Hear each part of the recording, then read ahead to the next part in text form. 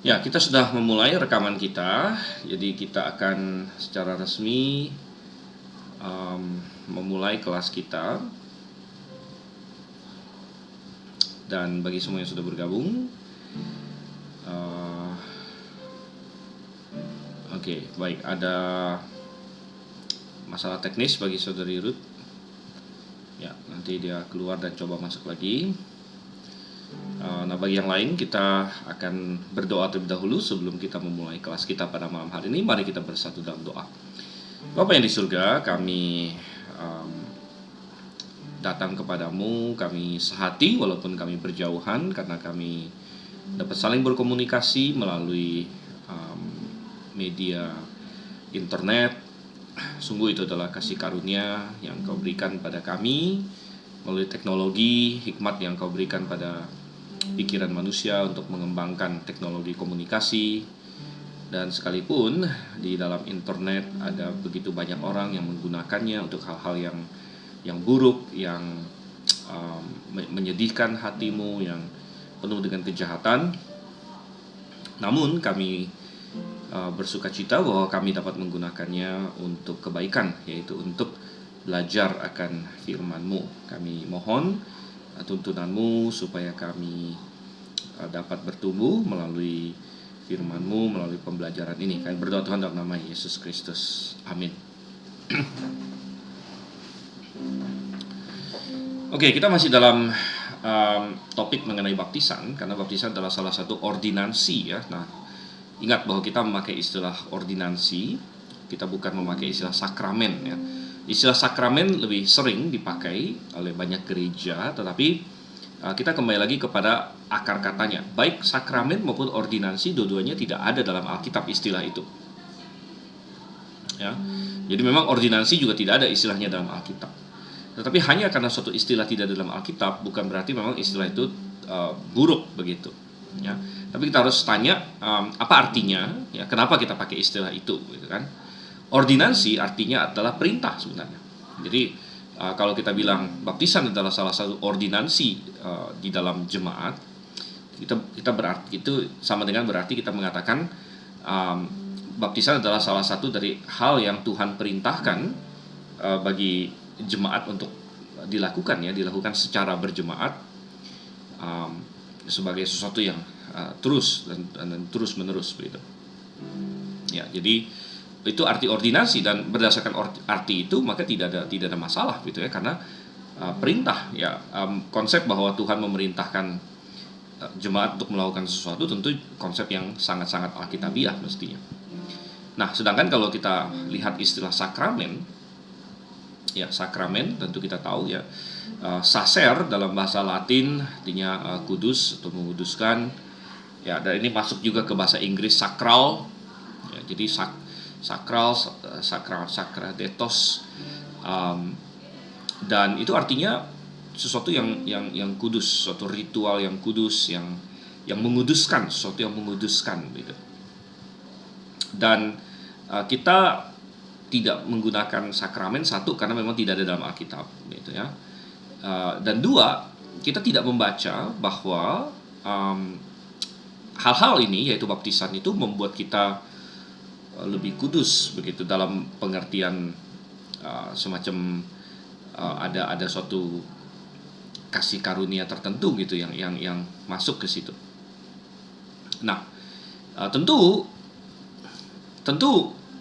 melakukan perintah Tuhan adalah bagian dari kekudusan, itu kita tidak sangkal ya. Artinya kalau misalnya Tuhan suruh kita berdoa, ya kita berdoa. Kalau Tuhan suruh kita dibaptis, ya kita dibaptis misalnya. Ya. Dan kalau kita tidak mau melakukan perintah Tuhan, tentu itu adalah dosa tentunya. Ya. Jadi melakukan perintah Tuhan ya adalah bagian dari kita hidup kudus, itu pasti benar. Tapi ketika gereja-gereja tertentu seperti gereja Katolik, mereka menggunakan istilah sakramen, itu ada suatu konsep di baliknya, ya, bahwa bahwa kasih karunia Tuhan itu dialirkan melalui yang mereka sebut sakramen ini, ya. Sehingga di dalam konsep teologi Katolik, keselamatan adalah melalui sakramen, ya. Melalui sakramen. Salah satu sakramen yang paling penting bagi mereka untuk keselamatan adalah baptisan contohnya, ya. Jadi keselamatan adalah melalui baptisan. Oleh karena itu mereka membaptis bayi contohnya. Ya. Dan itu kita tolak, kita berkata bahwa keselamatan bukanlah melalui hal-hal yang dilakukan ini. Gitu. Dan itu sudah kita bahas ketika di awal sekali kita bicara mengenai arti baptisan, arti baptisan, makna baptisan. Dan kita sudah tekankan bahwa baptisan itu bukan untuk keselamatan, tapi justru adalah bukti keselamatan. Jadi bukti keselamatan artinya baptisan harusnya dilakukan kepada orang yang sudah diselamatkan, bukan kepada orang yang belum diselamatkan. Jadi dan kita berkata bahwa memang ada suatu kaitan yang erat antara baptisan dengan keselamatan. Di dalam Alkitab ada sering sekali beberapa ayat di mana baptisan dikaitkan dengan keselamatan. Tapi kita harus paham bahwa kaitannya itu kita nggak boleh terbalik. Kalau kita terbalik maka itu kita menjadi sesat, saudara Tuhan. Dan kita bilang kaitannya itu bukanlah baptis kemudian selamat, tetapi selamat kemudian baptis. Ini adalah yang benar, gitu kan? Ketika kita jadi ada kaitan yang erat antara baptisan dengan keselamatan, itu benar, tapi bukan yang satu ini harus kita coret, ini harus kita coret, baptis untuk selamat, begitu. Karena ini berarti keselamatan itu melalui baptisan. Nah, ini adalah konsep yang memang dipegang oleh Katolik, bahwa baptisan adalah salah satu cara utama kasih karunia Tuhan sampai kepada seseorang. Nah, oleh karena itu bayi perlu dibaptis menurut mereka. Nah, tapi bagi kita selamat dulu baru dibaptis. Dan ini bukan menurut kita saja, ini menurut Alkitab. Sebagaimana banyak sekali kita sudah buka ayat-ayatnya. Dan kita juga sudah menjawab ayat-ayat yang mungkin salah dipahami, di mana contohnya kita bilang Markus 16 ayat 16 salah satu ayat yang banyak sekali disalahpahami, tetapi di situ baptisan menyertai keselamatan, menyertai percaya, orang yang percaya akan memberi diri dibaptis. Jadi ini adalah hal yang penting, penting sekali untuk ditekankan. Nah, sehingga kita masuk ke tadi, dan ini kita sudah bahas banyak minggu lalu, jadi saya tidak akan ulang semuanya, kecuali ada yang bertanya. Kalau ada yang belum jelas silakan bertanya. Oh ya, saya ada kirim 2 file, ingat ya, di WhatsApp group kemarin. Satu mengenai metode baptisan, dan kedua adalah siapa yang boleh dibaptis. Dan saya harap semua sudah baca ya. Saya kasih itu minggu lalu kalau nggak salah, benar nggak? Coba saya cek dulu WhatsApp group kita. Iya nih, saya kirim minggu lalu ini metode pembaptisan mengenai kesalahan membaptiskan bayi. Jadi itu ini perlu dibaca. Siapa yang sudah baca? Coba saya kasih polling.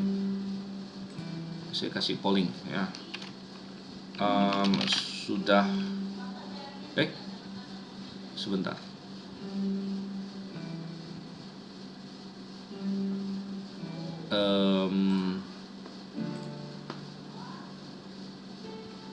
Sorry, itu pollingnya salah ya.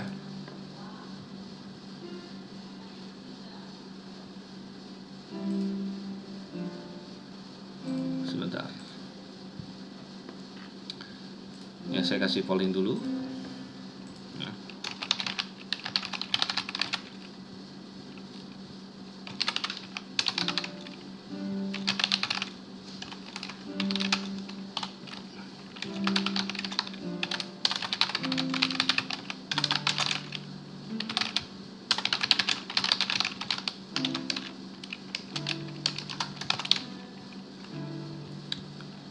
Oke,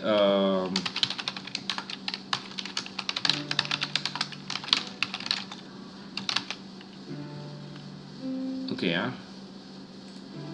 Jadi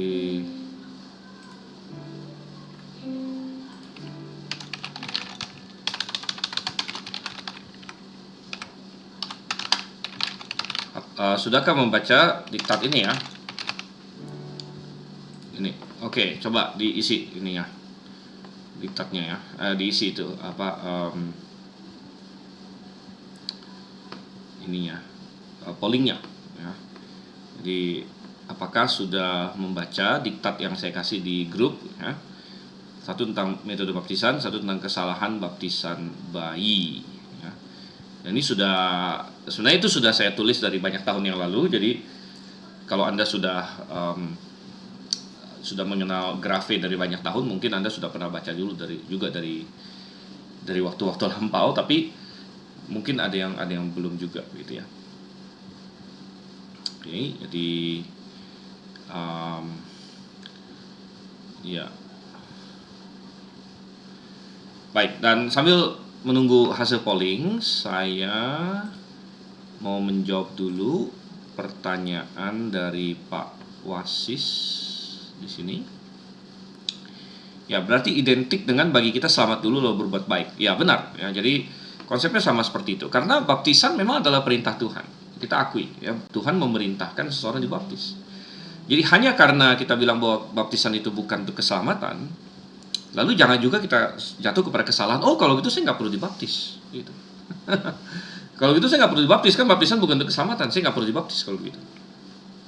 Ya, pertanyaannya adalah, kalau kamu mengaku percaya Yesus, ya, dan percaya Yesus yang benar itu bukan hanya percaya Yesus sebagai kayak jalan keluar dari, Yesus bukan hanya sekedar pemadam kebakaran lah istilahnya. Ini ada istilah yang bagus ya. Yesus itu bukan hanya sekedar pemadam kebakaran. Apa itu pemadam kebakaran? Kalau misalnya kita lagi kebakaran, maka kita akan telepon pemadam kebakaran. Wow, tolong saya. Lalu pemadam kebakaran datang, lalu dia padamkan api, ya selesai gitu. Habis itu kan paling kita thank you pemadam kebakaran, terima kasih banyak. Tapi kemudian kita menjalani hidup kita seperti biasa lagi gitu. Kita nggak ada hubungan terlalu gimana sama pemadam kebakaran. Ya mungkin kita terima kasih, tapi ya sudah, dia pemadam kebakaran gitu. Jadi Yesus bukan sekedar pemadam kebakaran dalam pengertian, oh Yesus tolong selamatkan saya dari neraka gitu kan, selamatkan saya dari kebinasaan. Tetapi Yesus adalah lebih dari sekedar pemadam kebakaran, lebih dari sekedar menyelamatkan kita dari neraka. Yesus adalah Tuhan gitu ya. Jadi ketika Tuhan itu apa? Tuhan itu pemilik, dia memiliki kita. Ya. Jadi orang yang berkata saya percaya kepada Yesus, saya percaya kepada Yesus, maka dia percaya kepada Yesus bukan saja juru selamat, tapi juga Tuhan dan juru selamat. Ya. Paling sering di dalam Alkitab, Yesus Kristus itu disandingkan dengan kata Tuhan Yesus Kristus. Ya, dia adalah pemilik kita. Ya. Dan kalau kita bilang kita percaya Yesus itu Tuhan, ya, dan Tuhan kita, dan mengakui dia sebagai Tuhan kita dan juru selamat kita, maka kenapa kita bisa berkata, oh saya tidak peduli apa yang Yesus suruh saya lakukan? Ya, karena toh bukan untuk keselamatan. Begitu ininya, pemikirannya begitu. Maka itu saya ragu orang yang demikian itu percaya Tuhan gitu. Ya. Ya, saya ragu orang yang demikian itu benar-benar diselamatkan. Saya ragu dia punya iman yang sungguh gitu. Mungkin dia hanya tergiur, ya, dia berpikir, dan ini salah satu bahayanya kita menginjil dengan cara kilat gitu ya. Penginjilan kilat orang bilang. Jadi ini dalam bahasa Inggris ada istilah easy prayerism, ya. Jadi ini metode penginjilan yang berbahaya, di mana kita dengan teknik-teknik sales gitu ya, teknik-teknik sales, teknik-teknik psikologis, mempressure seseorang untuk ayo doa terima Tuhan Yesus. Dan saya pernah melihat ya teknik-teknik seperti ini. Misalnya kita Bahkan kita bisa dalam pengertian cold call ya, artinya kita kayak ke rumah orang yang kita nggak kenal sama sekali, atau kita ketemu orang yang kita nggak kenal sama sekali. Lalu teknik penginjilannya adalah halo misalnya gitu kan, halo, dan cepat sekali dalam hitungan menit kita bisa membuat orang itu kayak, kalau orangnya pas gitu ya, dia bisa kayak percaya Yesus gitu. Dalam tanda kutip percaya Yesus ya, dimana kita bisa bilang halo, oh halo juga gitu kan. Lalu gimana kabarnya, ya mungkin basa-basi 1, 2, 3 kalimat. Habis itu kita bilang, Bapak atau Ibu mau nggak masuk surga? Ya, mungkin dia bilang, oh iya mau, saya mau masuk surga. Terus kita bisa bilang bahwa oh ya, kalau Bapak atau Ibu mau masuk surga, ada caranya, yaitu Bapak berdoa terima Tuhan Yesus saat ini. Dan ya dengan tentu dia lebih slick lagi ya, saya tidak semulus itu, tapi dia bisa lakukan dengan mulus. Dan intinya orang itu lalu ya kan ditanya, Bapak mau masuk surga nggak? Mau nggak sekarang juga? Ya, dan jadi dengan semacam teknik psikologis ya, dan pressure, orang itu kayak oh iya gitu kan. Dan akhirnya dituntut untuk berdoa terima Tuhan Yesus gitu. Tapi yang salah dalam penginjilan kilat ini adalah ada banyak hal yang tidak disebutkan sama sekali ya. Biasanya tidak ada menyinggung masalah dosa. Tidak ada menyinggung masalah dosa gitu kan, dosa, tentang dosa kita. Karena kalau kita mau bicara soal dosa, yaitu agak sedikit lebih berat ya. Kemudian tidak ada menyinggung misalnya harus bertobat ya, bahwa percaya Yesus itu berarti bertobat dari dosa-dosa kita ya, meninggalkan jalan lama kita gitu. Bisa tidak menyinggung begitu, hanya mau nggak kau masuk surga? Ya kalau semua orang ditanya mau nggak masuk surga, ya maulah gitu kan. Ini loh caranya, ini silakan doa seperti ini ya, saya akan doa, coba ikutin kata-kata saya gitu. Ya, tapi bahayanya kalau orang yang kilat seperti itu, penginjilan kilat ya, dia tidak sungguh-sungguh percaya Yesus sebenarnya. Dia tidak tahu dia percaya apa, dia tidak tahu apa yang dia katanya dia percayai itu ya. Dia nggak paham sama sekali gitu. Dan dengan demikian maka ya orang-orang seperti itu bisa memang menganggap Yesus itu hanya kayak ya itu tadi, pemadam kebakaran gitu.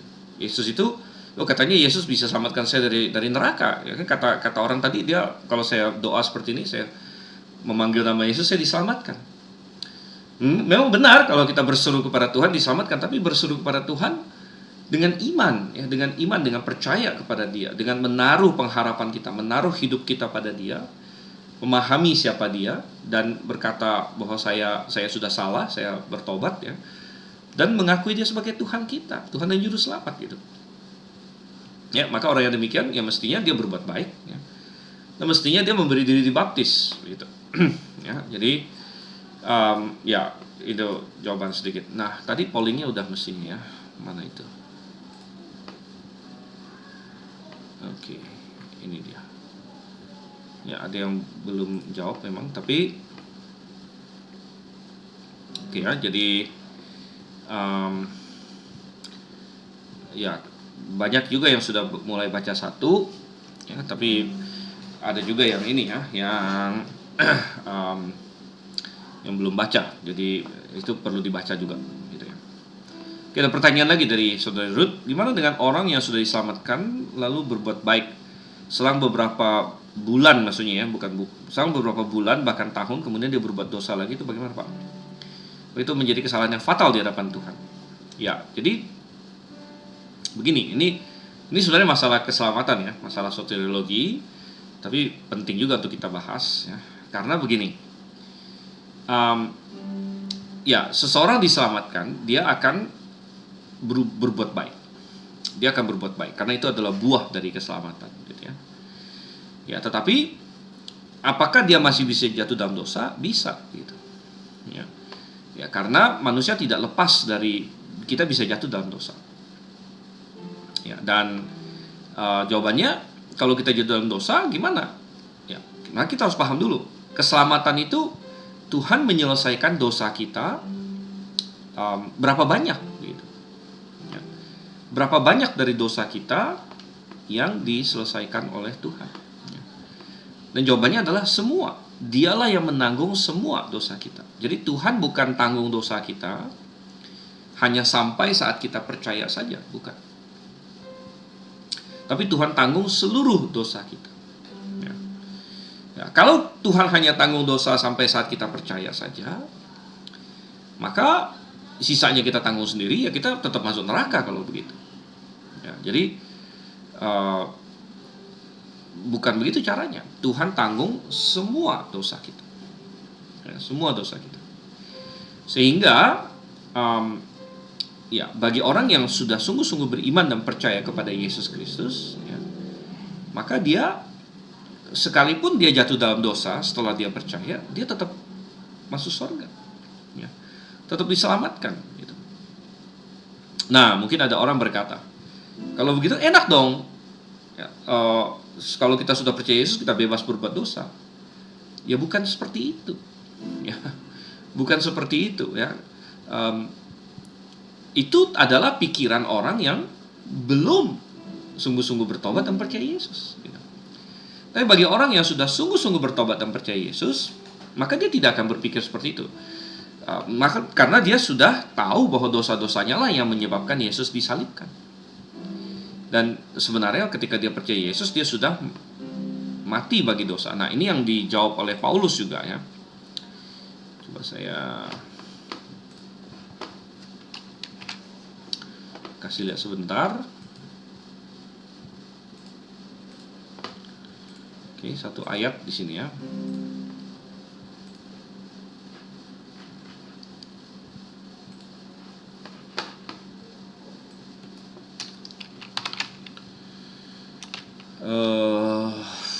Coba saya ambil Alkitab fisik saya dulu.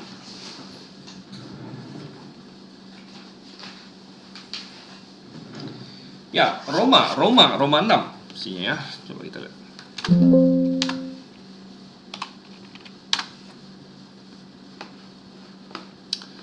Nah, ini, ya. Jadi kita baca nih Roma 6 dari 1. Jadi, apa yang akan kita katakan? Apakah kita akan bertekun dalam dosa supaya kasih karunia semakin bertambah? Jadi Paulus sebenarnya menjawab poin ini, ya, karena ada orang yang berpikir bahwa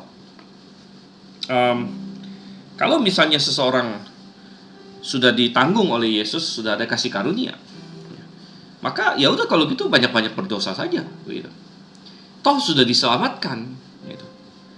Nah, tetapi Paulus bilang ya enggak, begitu. Apakah kita akan bertekun dalam dosa supaya kasih karunia semakin bertambah? Sekali-kali tidak. Bagaimanakah mungkin kita yang telah mati terhadap dosa dapat tetap hidup di dalamnya? Dan sebenarnya ayat 3 ayat 4 ini ada hubungan dengan masalah baptisan juga, ya.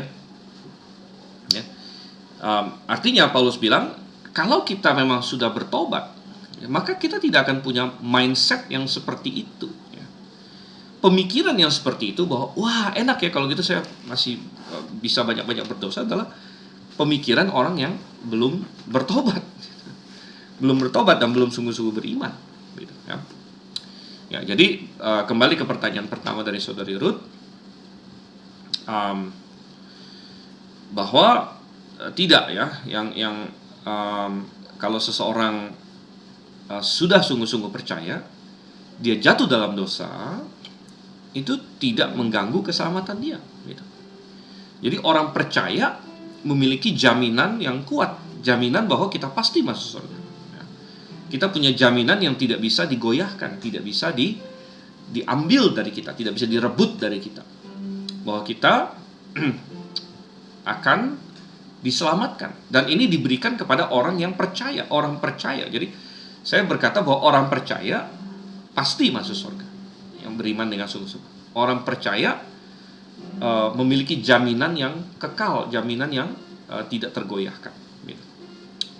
Nah, tetapi memang peringatannya adalah jaminan ini hanya diberikan pada orang yang percaya, ya. Kalau seseorang tidak percaya, ya, maka dia tidak memiliki jaminan itu dan dia akan binasa, ya. Dan jadi kalau misalnya, nah pertanyaan yang sering diperdebatkan adalah orang yang percaya bisa nggak berubah menjadi tidak percaya, gitu kan? Nah, ini yang namanya melepaskan iman atau murtad, gitu. gitu ya. Dan melepaskan iman atau murtad ini, ya kita lihat di dalam Alkitab ada peringatannya. Janganlah melepaskan kepercayaanmu, misalnya di kitab Ibrani. Jadi kalau ada peringatannya, kita simpulkan bahwa itu bisa dilakukan. Ya. Dan kita bilang bahwa orang percaya memiliki jaminan yang absolut dari Tuhan. Tetapi jaminan itu bagi orang yang percaya, bukan bagi orang yang tidak percaya. Dan Tuhan memperingatkan bahwa kalau kamu tidak percaya, kamu melepaskan kepercayaanmu, kamu menjadi tidak beriman, kamu murtad, maka kamu akan binasa, gitu ya. Tapi kalau seseorang jatuh dalam dosa, misalnya ada orang Kristen yang dia jatuh dalam dosa, misalnya dia mencuri, atau dia berzina, atau dia bahkan sampai membunuh dan lain sebagainya, bisa nggak orang Kristen jatuh dalam dosa seperti itu? Bisa, tentu kita harapkan tidak ya. Tapi bisa jatuh dalam dosa. Ya, Daud membunuh, ya, Daud berzina, dia membunuh, berbohong ya udah pasti, gitu ya. Ya itu contoh ya. Oke, jadi ini memang menyimpang dari eklesiologi, tapi karena ini penting ya berkaitan dengan soteriologi, jadi saya singgung sedikit. Nah ini ada pertanyaan lain lagi ya dari Karitos. Apa ini? Apa konsekuensi orang yang sudah diselamatkan, namun karena secara fisik masih manusia, masih bisa berbuat dosa? Oke, konsekuensinya apa? Ya, konsekuensinya banyak, tentu ada ya. Jadi orang Kristen yang jatuh dalam dosa bukan berarti tidak ada konsekuensi juga ya. Tapi konsekuensinya bukan keselamatannya hilang. Keselamatan nggak hilang kok, gitu ya. Keselamatan bukan sesuatu yang hilang kayak ketinggalan di mana gitu, tidak. Konsekuensinya ada di dunia ini, ada juga di nanti. Konsekuensi di dunia ini, kalau kita berbuat jatuh dalam dosa, adalah kita satu bisa kena disiplin Tuhan ya, dalam bentuk efek dari dosa itu dan lain sebagainya. Misalnya kita mencuri, misalnya gini, orang Kristen jatuh dalam dosa mencuri, ya kita bisa ketangkep dan kena konsekuensi hukum misalnya, yaitu bagian dari itu kan, bagian dari hukum alam saja gitu, hukum natural gitu kan. Atau pokoknya Tuhan bisa mendisiplin kita. Ya, nanti kita akan lihat kalau kita masuk ke dalam pembahasan tentang perjamuan Tuhan, bahwa ada orang-orang yang berdosa, dia menganggap rendah, mengejek ya perjamuan Tuhan. Gitu. Nah Tuhan disiplinkan, Tuhan ada yang bikin mereka sakit, ada yang bahkan Tuhan bunuh. Itu disiplin Tuhan. Nah, itu di dunia sekarang ini. Nah, efeknya di dunia yang akan datang, efeknya di dunia yang akan datang adalah ya kita akan berdiri di hadapan tahta pengadilan Kristus. Dan Kristus akan minta pertanggungjawaban atas semua yang kita lakukan. Ya. Dan kalau kita berbuat dosa dan lain sebagainya, maka itu akan merusak pekerjaan kita di bumi untuk Kristus. Ya. Karena nanti semua pekerjaan kita akan nyata di hadapan Tuhan. Ya. Dan Tuhan bilang ada yang diibaratkan seperti emas, perak, dan batu permata. Ada yang diibaratkan seperti kayu kering, jerami, ya, rumput, ya. Kemudian akan diuji dengan api. Nah, yang terbakar habis hilang. Misalkan yang lewat ya sudah bagus. Gitu. Nah, kalau kita jatuh dalam dosa di dunia ini, itu merusak pekerjaan kita, merusak kesaksian kita, merusak apa yang bisa kita lakukan untuk Tuhan di dunia ini. Ya, itu berarti bahwa bisa jadi ada pekerjaan-pekerjaan kita yang akan terbakar karena dosa itu. Gitu, ya. Ya, jadi akan mengurangi. Ya, artinya kita akan mendapatkan teguran dari Tuhan, itu akan mengurangi pahala kita dan lain sebagainya. Oke, baik ya. Nah,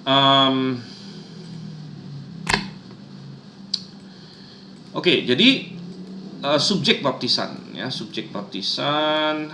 Sebentar, saya dulu. Oke, ini pollingnya mau saya hapus, gimana caranya? Karena dia menutupi ini kita. Oke, kita lihat ini aja deh. Baik, jadi karena saya sudah kasih bentuk PDF-nya, isian bacaan itu, saya tidak akan sampai mendetail sekali di sini ya. Jadi yang saya kirim itu harus dibaca ya. Jadi karena sudah banyak argumen saya taruh di situ, silakan baca di situ. Tapi saya hanya ingin highlight beberapa di mana kaum pedo baptis. Nah, ini harus paham ya istilahnya pedo baptis. Pedo itu dari bahasa Latin artinya anak. Jadi ini yang membaptis bayi atau membaptis anak. Kita adalah kaum yang tidak membaptis anak. Dan anak di sini dalam pengertian anak yang masih bayi ya. Kalau anak yang udah gede kayak anak belasan tahun dia sudah bisa mengaku iman ya boleh begitu. Bahkan di gereja-gereja baptis tidak ada aturan keras mengenai berapa umur paling muda seseorang boleh dibaptis. Tidak ada aturan keras ya, yang penting anak itu atau siapapun itu ya, umur berapapun dia bisa memberikan pengakuan iman dia sendiri ya. Dia bisa menjelaskan bahwa dia percaya Yesus ya, bahwa dia sungguh beriman siapa Yesus, apa yang Yesus lakukan untuk dia bisa jelaskan dan jemaat merasa puas dengan jawabannya ya, selama itu bisa ya oke, gitu ya. Ya, dan oleh karena itu ada banyak variasi ya. Nah, kalau di kalangan GBIA sendiri saya dapatkan rata-rata mungkin 10 tahun ke atas lah ya yang memberi diri dibaptis begitu.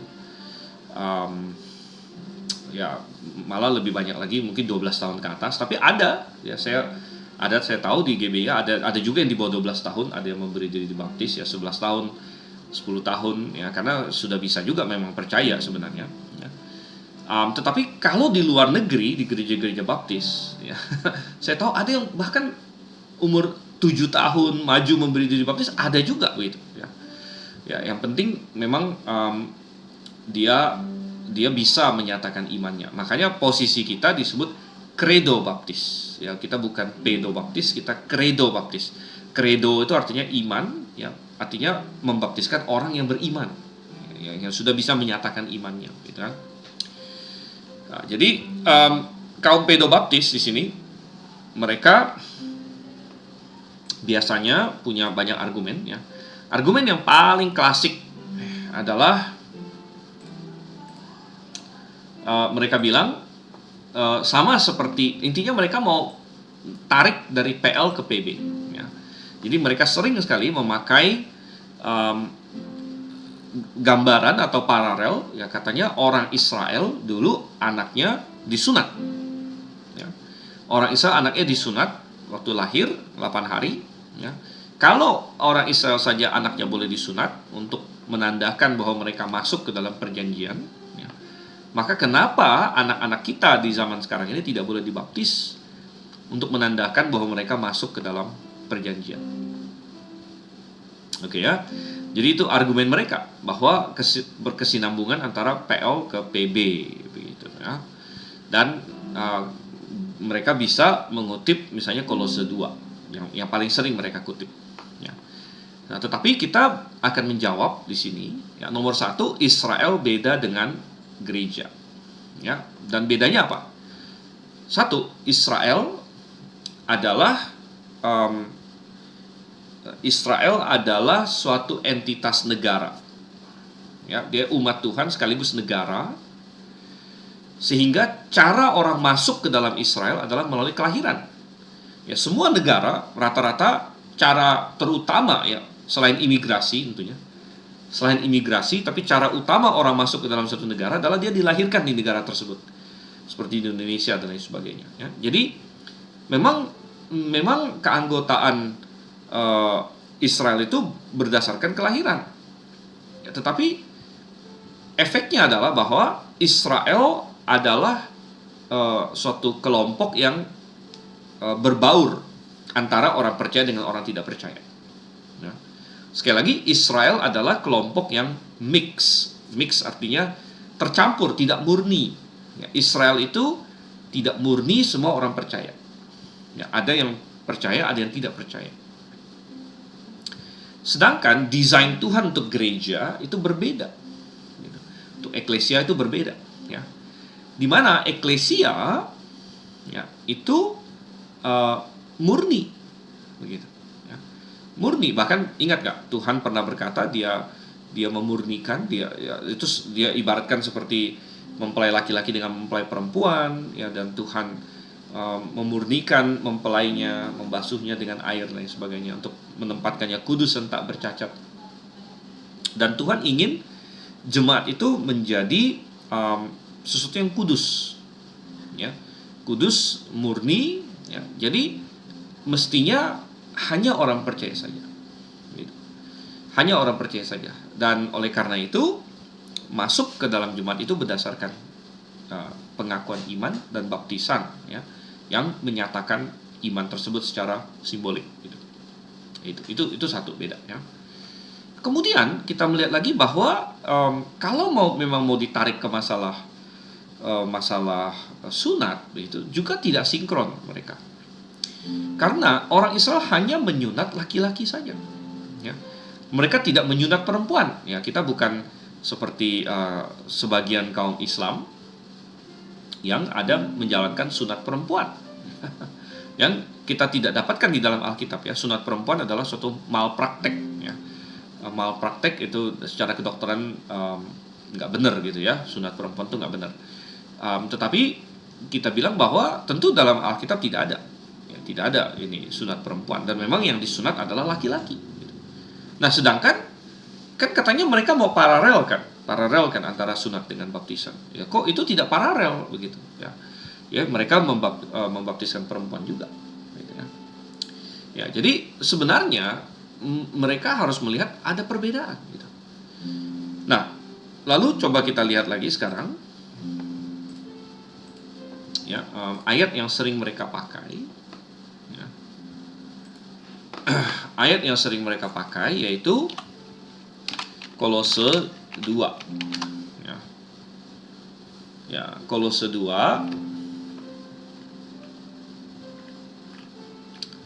dari ayat ini, ya, dari ayat 11. Okay. Kolose 2 ayat 11 dan 12.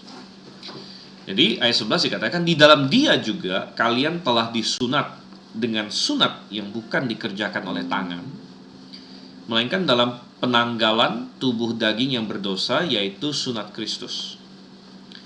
Nah, jadi ayat 11 bicara mengenai sunat, ayat 12 bicara mengenai baptisan. Ayat 12, dikuburkan bersama dengan Dia dalam baptisan, dan di dalam Dia juga kalian telah turut dibangkitkan melalui iman akan kuasa Allah yang membangkitkan Dia dari antara orang-orang mati. Oke, ya. Jadi sering yang diargumenkan oleh kaum pedobaptis adalah, lihat di sini ada hubungan antara sunat dengan baptisan, katanya. Karena ayat 11 bicara mengenai sunat, ayat 12 bicara mengenai baptisan. Dan karena ada hubungan antara sunat dengan baptisan, maka sebagaimana anak-anak disunat, demikian juga anak-anak boleh dibaptis. Jadi ini argumen yang akan sering, ya, kalau Anda ngomong dengan orang yang mau membenarkan baptisan bayi, mereka sering sekali memakai argumen ini, ayat ini. Tetapi itu adalah penafsiran yang sangat-sangat, saya bilang, apa ya, istilahnya mungkin sembarangan, gitu, ya. Suatu penafsiran yang malas, gitu. Penafsiran yang tidak mendetil, tidak teliti terhadap perikop ini, ya. Penafsiran yang sangat-sangat tidak teliti, sembrono lah boleh dibilang terhadap ayat ini. Karena kalau kita dia kan hanya bilang, lihat ayat 11 bicara sunat, ayat 12 bicara baptisan. Jadi sunat dengan baptisan dikaitkan. Jadi sebagaimana anak disunat, demikian juga anak boleh dibaptis. Ini sangat sembrono, karena kalau kita telusuri dan baca baik-baik ayatnya, sebaliknya perikop ini justru menentang baptisan bayi. Oke, ya. Kenapa demikian? Pertama, kita lihat ayat 11 memang bicara mengenai sunat, tapi justru penekanannya adalah bukan sunat jasmani, bukan sunat Yahudi atau sunat jasmani yang dilakukan saat bayi itu. Ayat 11, ingat, kitab Kolose, surat Kolose itu dituliskan kepada orang-orang non-Yahudi, ya, atau Gentiles istilahnya. Jadi orang-orang non-Yahudi ini bukan orang-orang yang disunat fisik. Nah, Paulus menguatkan mereka, ya, bahwa sekalipun kamu tidak disunat fisik, ya kan, Bukan kan, bukan dengan sunat yang dikerjakan oleh tangan. Jadi mereka adalah orang non Yahudi yang bukan disunat fisik, tetapi mereka disunat apa? Disunat dengan sunat Kristus. Apa itu maksudnya? Jadi penanggalan tubuh daging yang berdosa. Nah, kalau orang sunat itu kan ada kulit yang dibuang, ya, kulit khatan namanya. Ya, kulit khatan dibuang. Nah, itu simbolik istilahnya. Simbolik, Paulus bilang, simbolik akan penanggalan tubuh daging yang berdosa, yaitu sunat Kristus. Jadi dia bukan bicara mengenai sunat fisik, ya. Dia bicara mengenai keselamatan gitu loh. Sunat Kristus itu adalah orang diselamatkan sehingga dosa-dosanya sudah diselesaikan oleh Yesus Kristus. Jadi seperti dosanya itu sudah dipotong, ya, dosanya sudah dipotong, sudah dibuang gitu. Jadi adalah penafsiran yang sembrono untuk mengaitkan ayat 11, anak-anak disunat. Dia bukan bicara soal anak-anak disunat, ya. Dia bicara mengenai orang diselamatkan. Orang non-Yahudi diselamatkan, dan ketika mereka diselamatkan, mereka dosanya dihilangkan, itu sudah ibarat mereka disunat gitu, ibarat mereka disunat, ya, dengan sunat Kristus gitu. Nah, lalu dikaitkan dengan ayat 12 bahwa memang tanda ritualnya, tanda simboliknya bagi orang Kristen, ya, keselamatan itu ditandakan bukan lagi dengan sunat yang fisik, tapi ditandakan dengan baptisan memang, ya. Sekali lagi, jadi baptisan adalah tanda keselamatan bagi orang Kristen, ya. Tetapi perhatikan ayat 12, dikuburkan bersama dengan dia dalam baptisan, dan di dalam dia juga kalian telah turut dibangkitkan melalui apa? Ada kata yang penting sekali di sini, ya. Nah, jadi dikatakan di sini melalui iman. Melalui iman akan kuasa Allah yang membangkitkan. Jadi justru ayat ini menegaskan bahwa orang yang dibaptis itu harus orang yang beriman. Nah, jadi alih-alih ayat ini membenarkan baptisan bayi, justru menghilangkan atau mendiskualifikasi baptisan bayi karena berbicara mengenai keselamatan di ayat 11. Tandanya di ayat 12 adalah baptisan yang katanya dilakukan melalui iman, ya, melalui iman akan kuasa Allah yang membangkitkan dia dari antara orang mati. Jadi yang sering dipakai di sini justru malah membuktikan sebaliknya, membuktikan bahwa bayi tidak boleh dibaptis karena bayi belum beriman, ya. Dan kembali lagi di sini juga ada suatu konsep mengenai masalah keselamatan bayi sebenarnya, ya.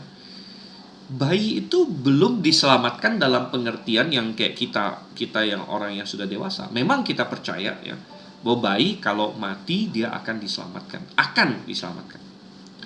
Tapi bayi itu sendiri belum diselamatkan gitu. Ya, jadi kalau bayi mati sebelum dia bisa beriman, dia akan diselamatkan. Tapi bayi itu sendiri belum diselamatkan. Gitu. Ya, jadi kalau bayi itu tidak mati, ya dia belum diselamatkan. Ya. Dan dia akan beranjak dewasa, ya, dan dia perlu diselamatkan. Gitu. Jadi bayi itu belum diselamatkan. Ya. Nah, sehingga kelompok yang percaya baptisan bayi itu sering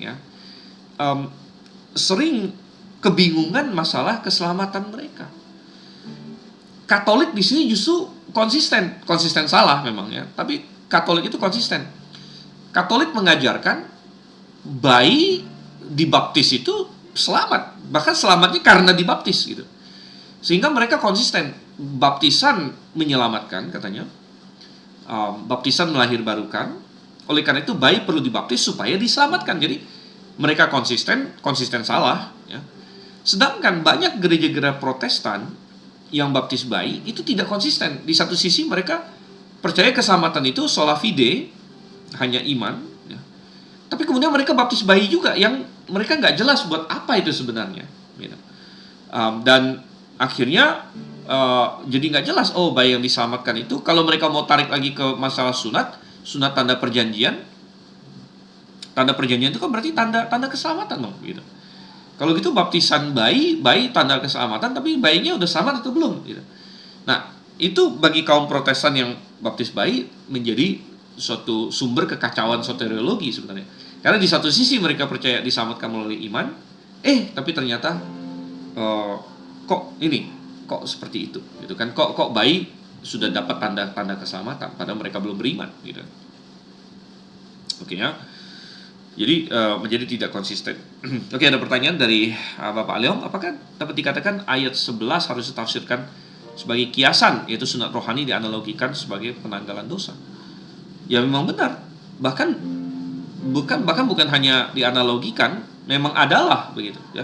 Kalau kita lihat ayat 11 ya, penanggalan tubuh daging yang berdosa yaitu sunat Kristus. Jadi sunat rohani adalah ketika seseorang dosanya dienyahkan dari dia. Kalau sunat fisik kan ada kulit katan dibuang gitu. Nah, kalau sunat rohani ada tubuh yang berdosa atau daging yang berdosa, atau istilah dosanya dibuang. Ya, dosanya dibuang. Nah, kapan dosa seseorang dibuang? Ya ketika dia bertobat dan percaya kepada Yesus Kristus. Gitu. Ya, oke. Nah, ya itu adalah ini ya argumen pertama mereka. Ya sekali lagi saya tidak akan bahas semuanya panjang lebar sekali karena sudah ada di diktat itu ya, jadi tolong dibaca. Antara lain mereka bilang baptisan keluarga, ada yang dibaptis satu keluarga, Lydia dibaptis satu keluarga, kepala penjara di Filipi dibaptis satu keluarga. Tapi mereka gagal memahami bahwa satu keluarga itu tidak harus ada bayi gitu. Jadi mereka berasumsi ada bayi di situ, padahal tidak ada. Bahkan dalam beberapa perikop seperti yang di Kisah Rasul 16 ayat 33 mengenai kepala penjara Filipi, itu jelas-jelas dikatakan bahwa seisi rumahnya percaya dan seisi rumahnya dibaptis. Itu berarti justru tidak ada bayi di situ, karena seisi rumahnya percaya. Ya, jadi ini juga lemah sekali argumen ini.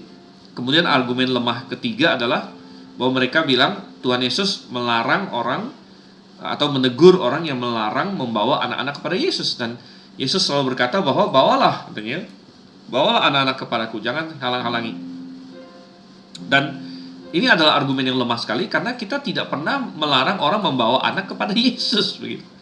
Cuman satu hal yang penting untuk kita pahami adalah bahkan di Matius 19, di Lukas 18 tentang perikop di mana orang-orang membawa anak-anak kepada Yesus, tidak ada dikatakan bahwa Yesus atau murid-muridnya membaptis anak-anak itu, kan tidak ada. Anak-anak itu hanya dibawa kepada Yesus untuk kenal Yesus. Yesus ada pegang mereka, mungkin Yesus mendoakan mereka, Yesus memberkati mereka. Tapi tidak dikatakan bahwa Yesus membaptis mereka. Jadi justru argumen ini justru lemah dan membuktikan bahwa memang anak tidak perlu dibaptis gitu, karena Yesus sendiri tidak membaptis mereka. Hanya anak-anak dibawa kepada Yesus, dan itu kita lakukan hari ini dengan cara membawa anak-anak kepada Tuhan dengan cara gimana? Dengan cara di rumah dibacakan Alkitab, di rumah diajar, kemudian hari Minggu dibawa ke gereja ya. Itu adalah cara kita untuk membawa anak kepada Tuhan, yaitu memperkenalkan dia kepada Tuhan. Nah, masalah baptisan adalah kalau anak itu kemudian dia dari dirinya percaya kepada Tuhan, ya maka habis itu dia dibaptis sesuai dengan pengakuan iman dia sendiri, nggak ada masalah di situ. Bukan yang namanya pelayan. Halo, ada yang mau tanya? Oh bukan. Oke ya. Tadi mungkin kepencet. Nah, oke, kita tinggalkan subjek baptisan, sudah jelas ya. Kita mau masuk ke metode baptisan sekarang. Metode baptisan, cuman saya mau hilangkan polling ini sebentar, gimana caranya? Saya mau hilangkan. Oke, harus saya ulang deh.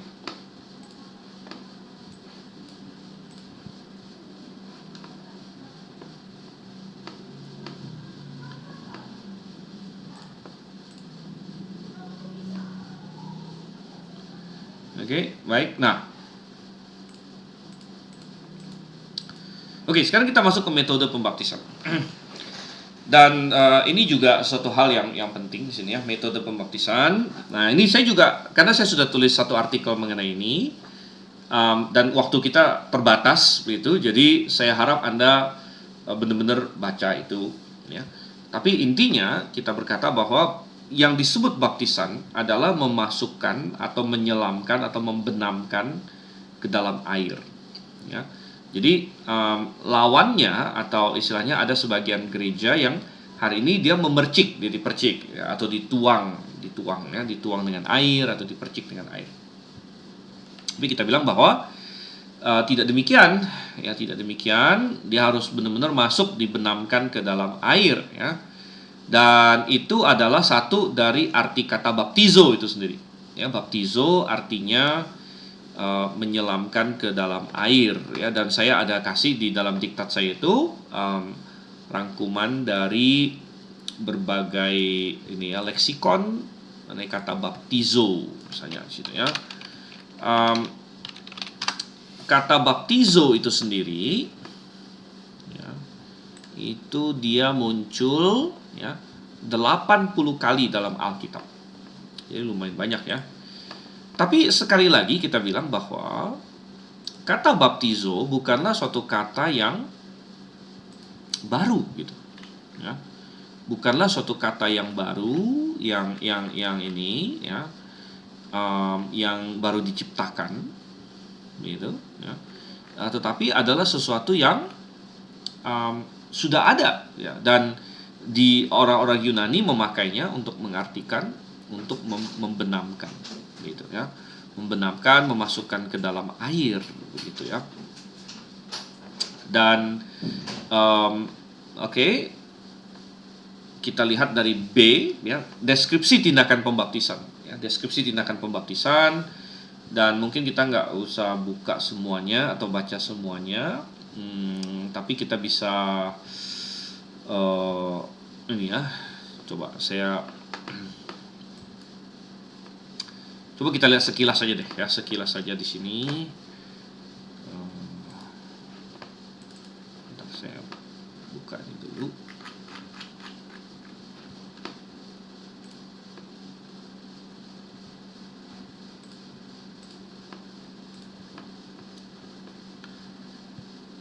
Ya. Coba kita lihat pertama Yohanes 3:23.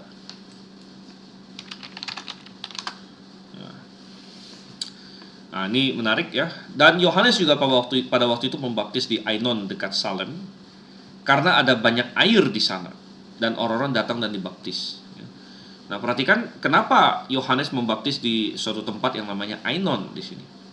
Karena ada banyak air di sana. Nah,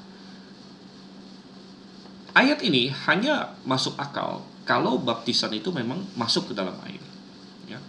Kalau baptisan itu adalah percikan, maka kalimat ini sama sekali nggak masuk akal. Gitu. Karena buat apa perlu ada banyak air? Gitu kan? Kalau memang orang hanya dipercik-percik saja, saya rasa satu botol aqua udah cukup untuk satu beribu-ribu orang. Gitu. Ya, untuk ratusan orang, untuk ya satu botol aqua saja sudah cukup. Ngapain perlu mencari tempat yang banyak air? Ya. Jadi kenapa perlu tempat yang banyak air? Karena sekali lagi baptisan itu masuk ke dalam air, gitu. Maka perlu ada tempat. Apalagi kalau orangnya ramai, gitu kan? Nah, lalu ini dari deskripsinya. Ya, contohnya lagi Kisah Rasul, atau kita lihat contoh Tuhan Yesus yang Matius 3 ayat 16. Nah, perhatikan contoh Tuhan Yesus setelah dibaptis, Yesus segera naik dari air itu. Ya, Yesus naik, atau kita buka dari ini.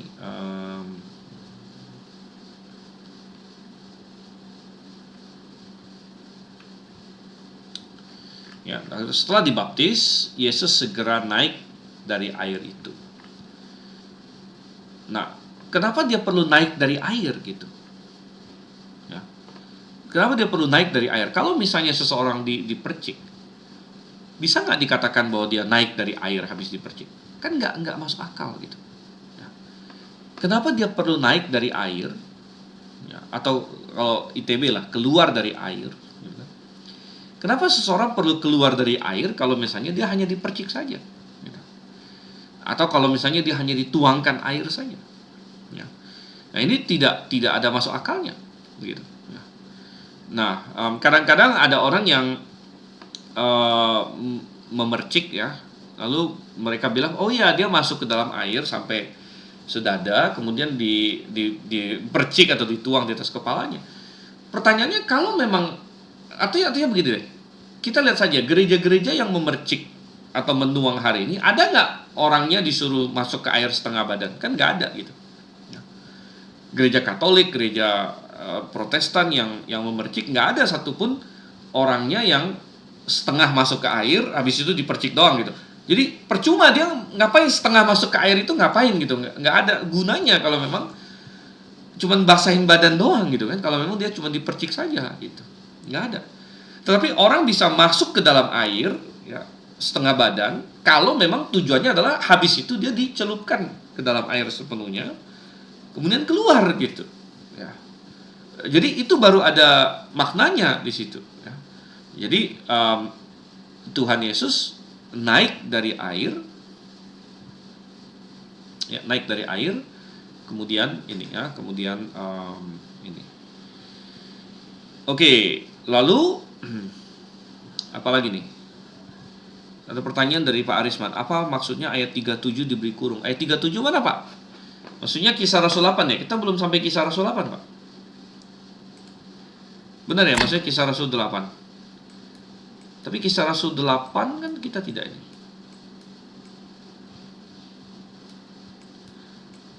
Ya, Kisah Rasul 8. Ini yang minggu lalu sudah kita bahas kalau nggak salah. Pak Arisman mungkin ingat nggak? Minggu lalu kita udah bahas ini.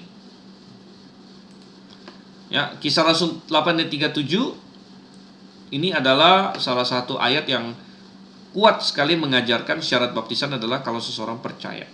Ya. Tapi ayat ini banyak diserang oleh para kritik tekstual yang mengatakan bahwa ia tidak terdapat dalam mayoritas manuskrip. Jadi, kenapa dikasih kurung oleh LAI? Ini adalah cara mereka untuk mengatakan mereka meragukan eksistensi ayat ini. Karena ayat ini tidak ada dalam critical text, tapi ada dalam Textus Receptus. Nah, apa itu critical text dan Textus Receptus? Ini sebenarnya masuk ke doktrin bibliologi lagi, begitu ya. Doktrin bibliologi, karena begini, Alkitab kita kan ditulis aslinya dalam bahasa Yunani. Nah, pada abad 16, jadi dulu gini, yang nulis itu pertama Paulus, atau Kisah Rasul lah. Kisah Rasul ditulis oleh Lukas. Lukas tulis Kisah Para Rasul aslinya, kemudian habis itu disalin oleh banyak orang. Nah, yang asli ini udah rusak, udah nggak ada. Kita nggak punya lagi yang aslinya. Yang ada salinan-salinannya, ya, salinan, ya, salinan dari salinan lagi. Semuanya itu pakai salin tangan awalnya, ya kan? Semua manuskrip disalin tangan, sampai ke abad 16 waktu ditemukan mesin cetak, akhirnya dicetak pakai mesin cetak. Ya. Nah, waktu Alkitab mulai dicetak dengan mesin cetak, ya, itu di abad 16, ya, di abad 16 berarti 1500-an, ya. Sampai akhirnya jadi cetakan awal itu kadang-kadang masih ada salah cetak, ya. Masih ada ejaan kata yang agak salah dan sebagainya. Tapi lama-kelamaan dia akhirnya menjadi stabil dan diterima oleh semua orang. Dan ketika dia sudah menjadi stabil dan diterima oleh semua orang, akhirnya dikasih julukan Textus Receptus, teks yang diterima. Ya, dikasih julukan Textus Receptus, teks yang diterima. Ya, dan ya itu orang Kristen pada zaman itu semua terima itu adalah firman Tuhan, gitu ya. Firman Tuhan dipelihara. Dan di dalam Textus Receptus itu Kisah Rasul 8 ayat 37 eksis, gitu, ada di situ. Ya. Nah, tetapi kemudian di abad 19, jadi 3 abad kemudian, ya, 350 tahun kemudian, 3,5 abad kemudian, ketika muncul ya liberalisme dan banyak hal, orang banyak menyerang Alkitab, banyak sekali menyerang Alkitab. Salah satu yang menyerang Alkitab adalah berkata bahwa jangan-jangan Alkitab ini udah nggak kata-katanya udah nggak benar semua, nggak asli semua. Mungkin ada yang selama ribuan tahun di copy itu sudah rusak kata-katanya. Jadi yang kita miliki hari ini tidak asli banget lagi gitu ya. Sudah ada itu mirip dengan orang Islam bilang dipalsukan gitulah. Sudah rusak gitu ya. Nah, ini dilakukan oleh orang-orang liberal. Ya, sebenarnya orang liberal yang ini disebut sebagai lower criticism atau textual criticism, ya kan? Ya, dan akhirnya muncul dua orang tokoh yang namanya Westcott dan Hort. Ya. Mereka bilang kami pengen bikin suatu teks Yunani yang baru, yang kritis, ya, yang kita nggak terima yang Textus Receptus ini mentah-mentah gitu. Mungkin Textus Receptus ini ada yang salah. Jadi mereka akhirnya mendasarkannya kepada manuskrip-manuskrip yang mereka anggap paling tua. Ya, mereka anggap paling tua, gitu kan. Dan akhirnya di dalam critical text, walaupun mereka mendasarkannya pada sedikit sekali manuskrip. Bahkan utamanya ada dua manuskrip utama saja yang mereka pakai, yaitu manuskrip yang dikasih kode B dan dikasih kode Aleph, atau kata lain Vaticanus dan Sinaiticus. Ya, dan akhirnya dari situ mereka bikin critical text namanya, ya, teks yang kritis istilahnya, teks kritis yang tidak ada Kisah Rasul 8 ayat 37. Ya, jadi ada banyak Alkitab sekarang, akhirnya mereka kasih tanda kurung di situ, menandakan mereka pengen bilang bahwa ini ada di Textus Receptus tapi tidak ada di critical text. Gitu. Tapi mereka tidak cukup berani untuk hilangkan begitu saja. Nah, minggu lalu kita sudah bahas bahwa sebenarnya teks ini asli, ya. Minggu lalu kita udah baca kan nih? Ya, mestinya ada. Dan teks ini asli karena walaupun tidak ada di sebagian manuskrip, yang terutama adalah Sinaiticus dan Vaticanus ini yang menjadi patokan mereka sebenarnya, gitu ya. Tapi kemudian mereka cari lagi beberapa yang tidak ada, tapi sebenarnya ada di cukup banyak manuskrip yang lain. Ini ya, contohnya, ya. Dan tapi mereka sering bilang, oh ini manuskrip-manuskrip yang ada ini kebanyakan yang sudah agak muda, jadi dari abad 10 ke bawah gitu ya. Tapi kita bilang nggak masalah begitu kan, nggak masalah gitu ya. Bahkan kalau kita mau adu tua, kita bilang ada banyak tokoh-tokoh yang mengutip ayat ini, seperti Irenaeus, Cyprian, ya, Ambrosiaster, Ambros, Agustinus dan sebagainya. Ya. Dan juga dia muncul di Latin Vulgate dan di Old Latin, ya. Dan ini terjemahan-terjemahan kuno. Ya, jadi oke, itu jawabannya ya Pak Arisman. Nah, kalau misalnya banyak yang saya bilang tadi agak-agak masih membingungkan sedikit, memang itu kita bahas dalam kelas bibliologi tekstual, ya. Bibliologi tekstual itu memang beda lagi ininya, kelas yang beda lagi. Oke, tapi itu nggak ada hubungan dengan masalah ini, ya. Ada sih, tapi ya itu sebenarnya masalah subjek ya, lebih ke atas ini. Jadi kembali ke masalah cara dibaptis, ya sangat jelas dari deskripsi tindakan pembaptisan, ya. Selalu digambarkan orangnya turun ke air. Misalnya sida-sida dari Ethiopia yang tadi kita, mungkin Bapak tadi lihat ini kali ya, Kisah Rasul 8 ayat 37 sampai 39. Di mana sida-sida Ethiopia bertanya, lihat di situ ada air. Lihat di situ ada air, gitu kan? Nah, itu juga ya. Kalau dia hanya perlu dipercik, dia nggak perlu lihat di situ ada air karena dia pasti bawa banyak air. Kemudian apa halangannya aku dibaptis? Lalu Filipus berkata, kalau Tuhan percaya dengan setengah hati boleh, itu juga syarat baptisan. Lalu si sida-sida ini berkata apa? Aku percaya dengan setengah hati bahwa Yesus adalah anak Allah. Lalu dikatakan mereka turun ke air. Ya. Jadi di mana-mana, di setiap kali ada gambaran tentang baptisan dalam Alkitab, selalu orangnya turun ke air, orangnya ke air. Ya, jadi airnya tetap tinggal di suatu tempat, orangnya yang ke air gitu. Selalu Tuhan Yesus, sida-sida dari Ethiopia, segala macam, pokoknya orangnya ke air. Nah, kalau misalnya percikan dan penuangan, airnya yang ke orang gitu. Beda ya. Ya, airnya ke orang, jadi orangnya duduk di sini, lalu airnya dibawa, misalnya sedikit ya, lalu dipercikin gitu. Airnya ke orang. Tapi kalau di Alkitab gambarannya selalu orangnya ke air, ya orangnya turun ke air. Gitu. Oke, dari gambaran yang disampaikan oleh baptisan, ya Roma 6 tadi, Kolose juga sudah kita baca, baptisan menggambarkan apa? Mati, dikubur, bangkit bersama Yesus. Tidak ada yang menggambarkan ini selain penyelaman. Penyelaman menggambarkan kita mati, dikubur, masuk ke dalam air, bangkit lagi bersama dengan Yesus. Ya. Percik tidak bisa menggambarkan itu. Ya. Oke, menjawab sanggahan dari kaum pemercik atau pencura, katanya baptisan Roh Kudus. Nah, ini saya ada bahas di artikel saya, jadi lengkapnya silakan baca. Tapi saya jelaskan sedikit ya, baptisan Roh Kudus sering digambarkan Roh Kudus dicurahkan katanya. Nah, dibilang, baptisan Roh Kudus itu Roh Kudus dicurahkan. Jadi, baptisan air juga air dicurahkan. Tapi enggak, saudara yang kasih Tuhan. Kenapa? Karena sekali lagi, ya, tadi yang saya sebut tadi itu. Kalau air kan letaknya di bawah.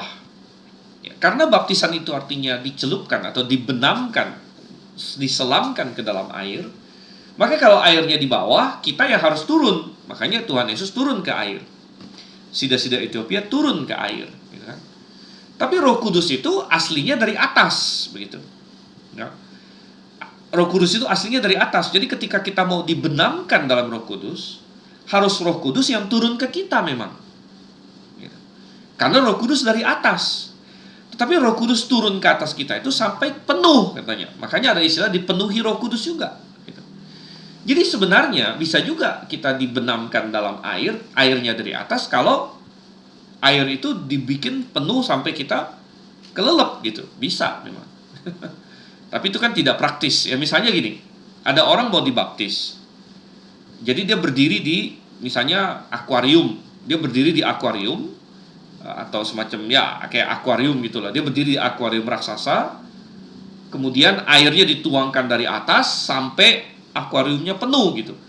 Itu dibaptis juga nggak? Ya bisa juga sih begitu ya. Cuman kan itu tidak praktis karena bayangkan orangnya berdiri kemudian airnya dituang dari atas sampai penuh gitu. Yang penting kan sampai orangnya kelelep gitu. Jadi baptisan Roh Kudus memang ada digambarkan pencurahan Roh Kudus, tapi ingat itu karena Roh Kudus itu di atas, kita di bawah. Kalau misalnya baptisan air di bawah, ya kita yang turun ke air sebenarnya. Ya, tapi Roh Kudus kan di atas.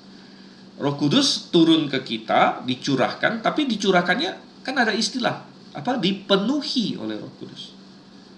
Ya, dipenuhi oleh Roh Kudus. Jadi pencurahannya itu sedemikian rupa sampai full, sampai penuh ya, sampai terlelap di situ.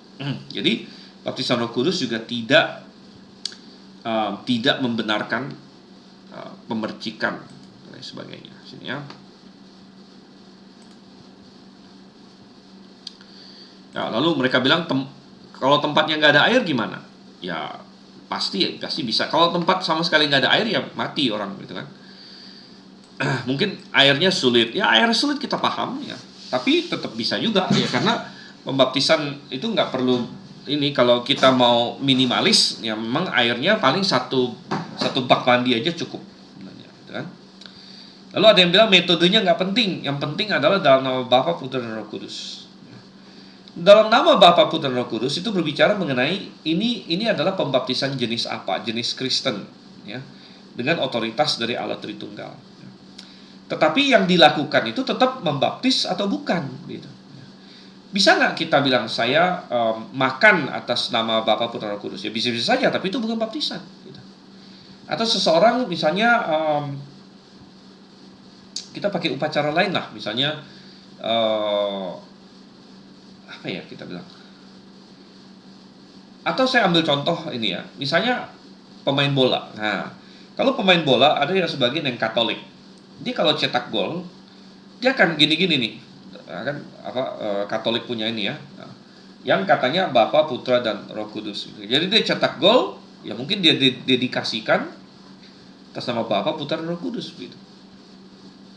Ya, jadi cetak gol dalam nama Bapa, Putra dan Roh Kudus. Bisa nggak? Bisa-bisa juga, tapi itu bukan baptisan gitu.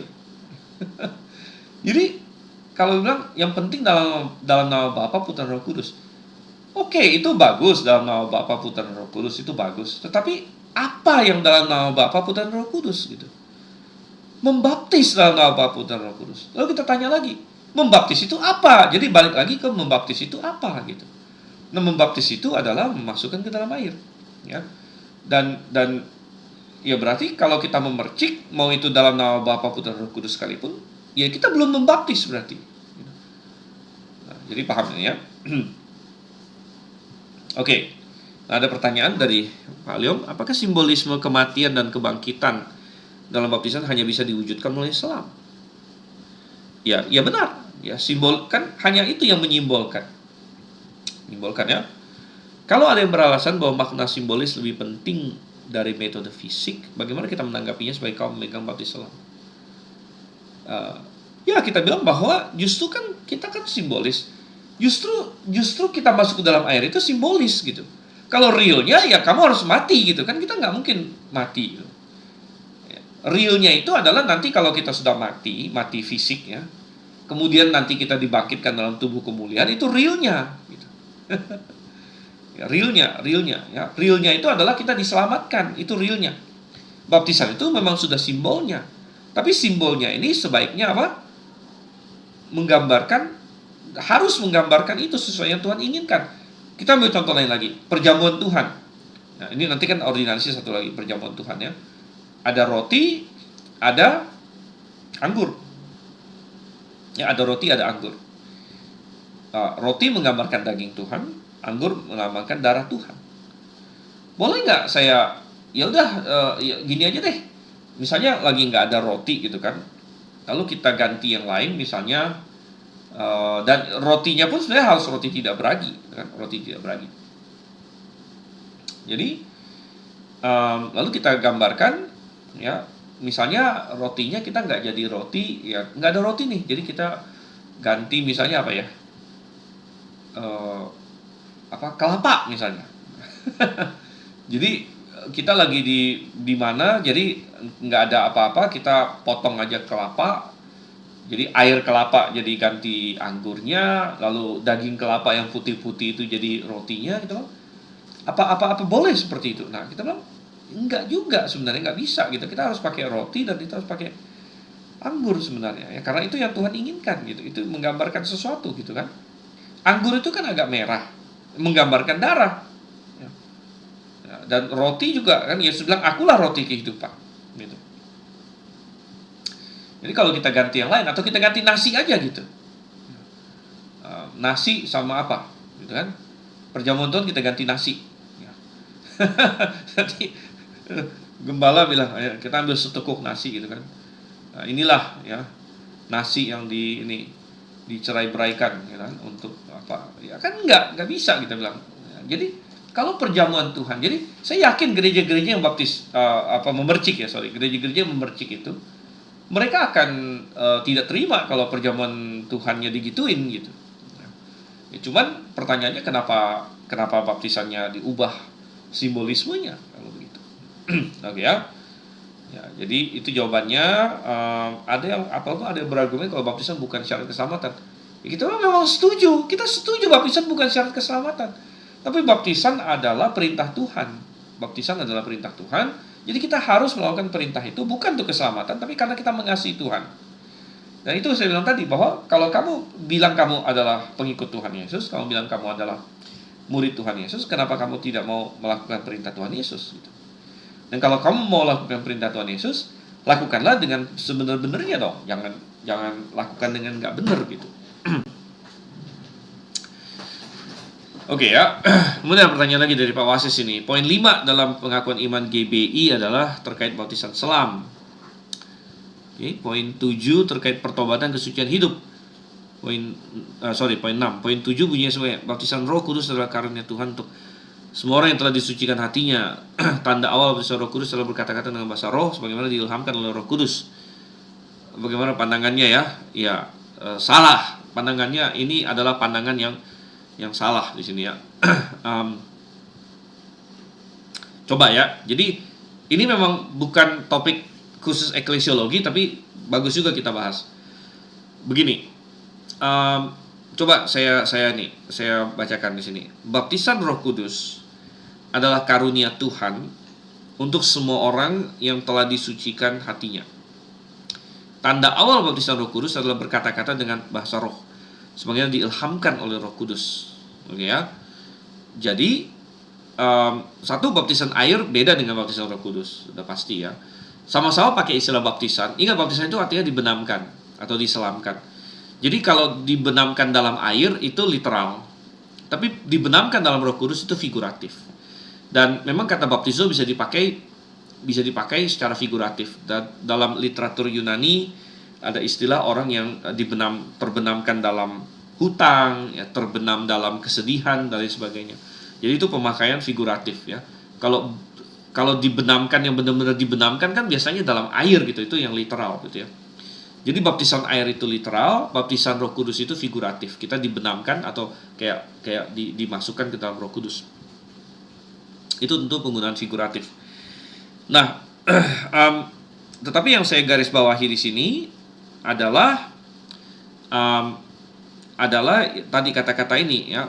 Satu, tanda awal baptisan Roh Kudus adalah berkata-kata dengan bahasa roh, dan baptisan Roh Kudus baptisan Roh Kudus adalah karunia Tuhan untuk semua orang yang telah disucikan hatinya. Ya benar, dia tidak pakai istilah bahasa lidah, pakai istilah bahasa roh ya, maksudnya.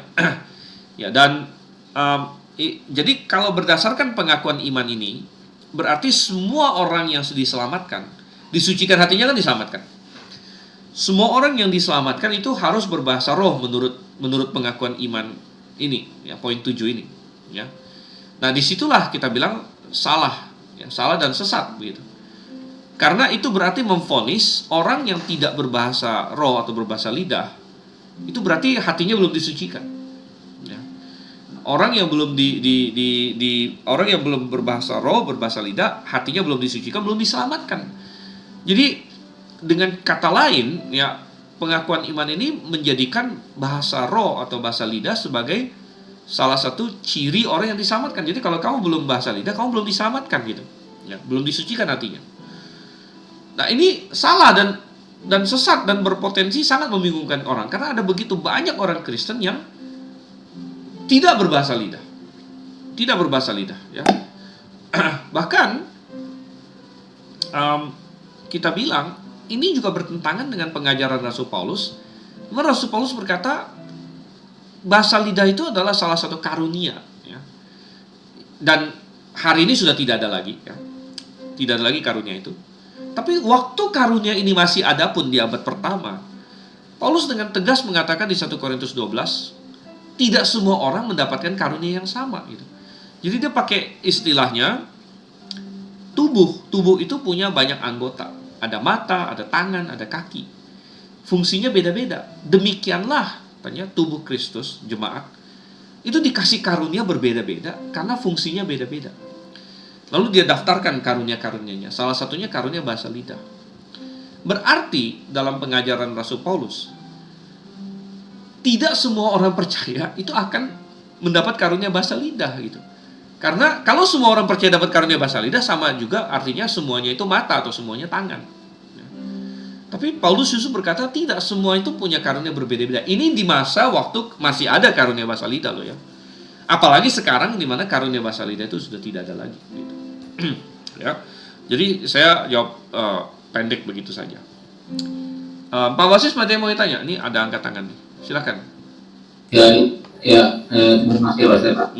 Izin Pak Stefan, kalau saya kok mengartikan saya coba mendalami pengakuan iman GB itu nggak seperti itu ya, karena artinya di sini tidak tertulis atau tidak menekankan bahasa lidah atau tidak menekankan orang selamat harus baptis, setelah itu harus baptis Roh Kudus. Jadi kalau tidak baptis Roh Kudus tidak selamat. Saya coba begini Pak. Kita coba lihat dulu ya. Begini Pak Wasis. Nih kan kita baca ya. Ini dari yang Pak Wasis sendiri paste ke sini ya. Baptisan Roh Kudus adalah karunia Tuhan untuk semua orang, ya bukan sebagian orang. Untuk semua orang yang telah disucikan hatinya. Ya. Jadi disucikan hatinya itu artinya apa, Pak? Disucikan hatinya itu artinya diselamatkan gitu. Kalau ketika seseorang diselamatkan, dia disucikan dari dosa secara posisional.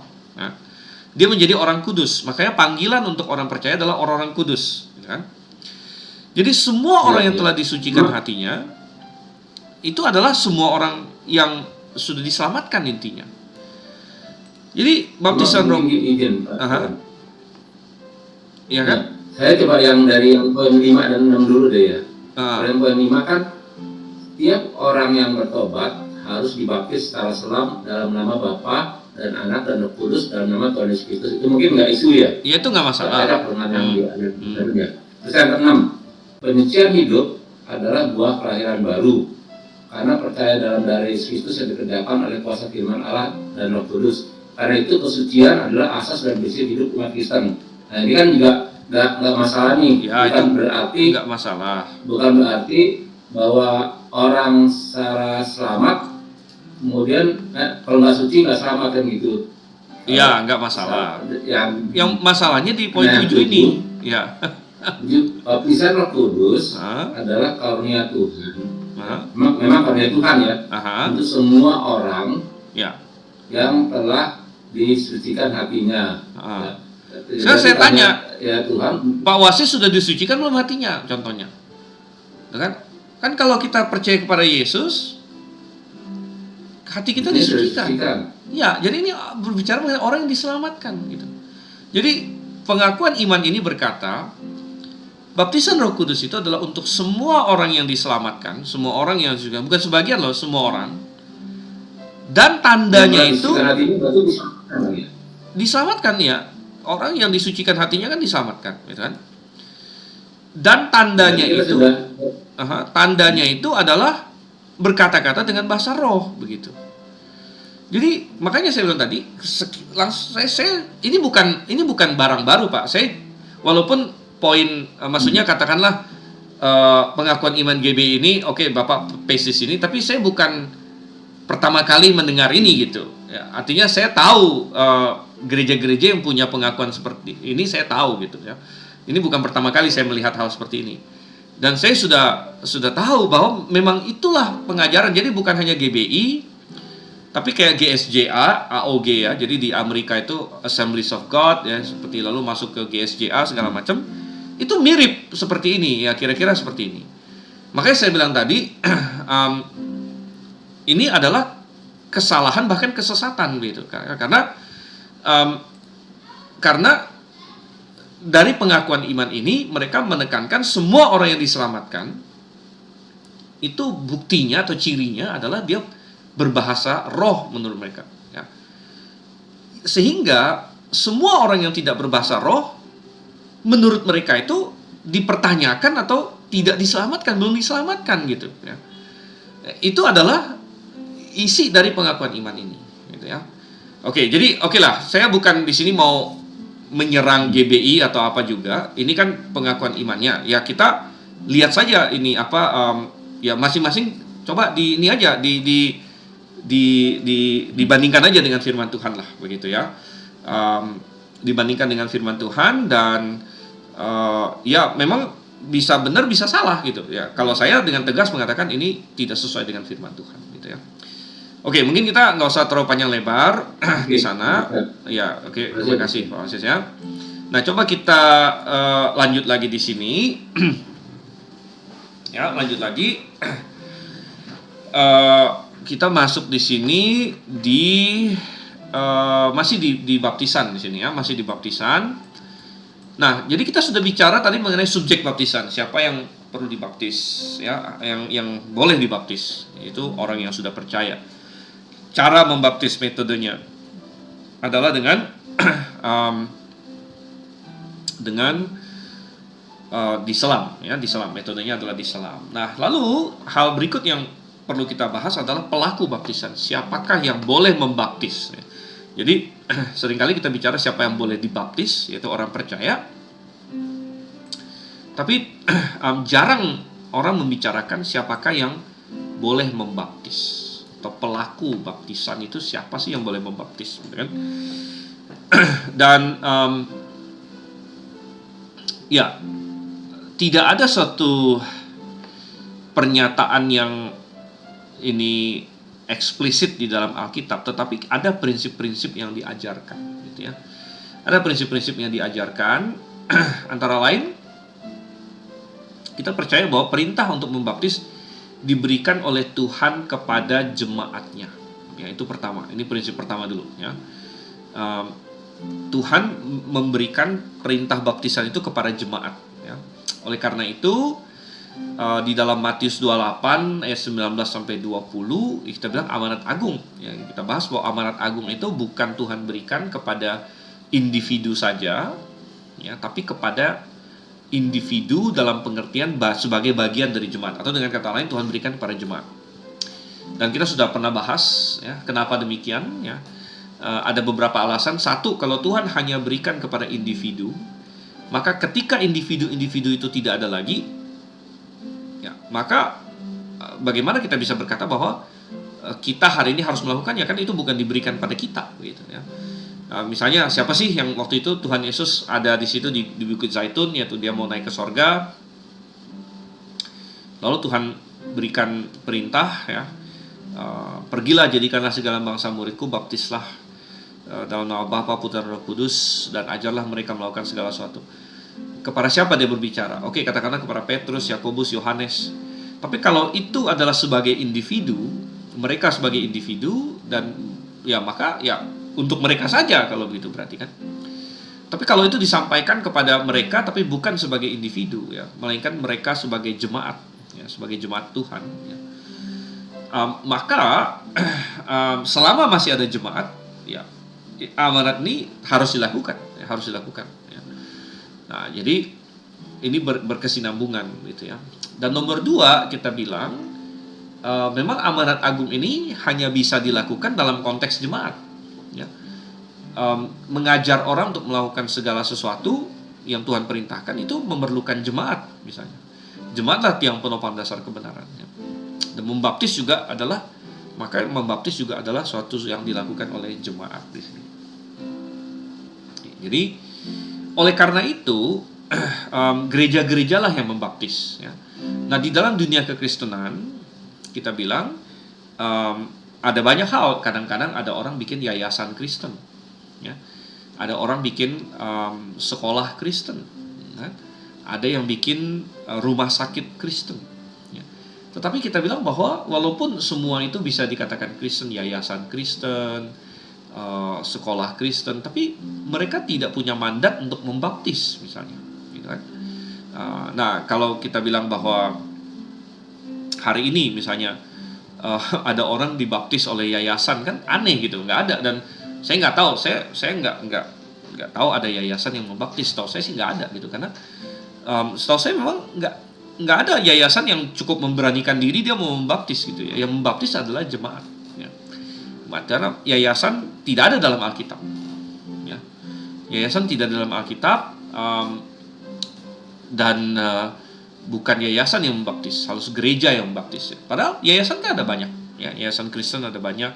Kita sendiri juga punya yayasan, ya. Kita dari Yayasan Grafe, Yayasan Peka, ya.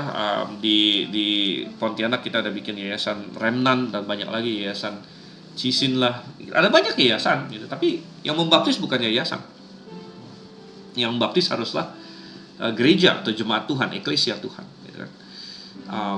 Ya, jadi kalau misalnya ada orang dibaptis oleh yayasan, ya kita bilang itu nggak sah, gitu, ya. Ini contoh, ya.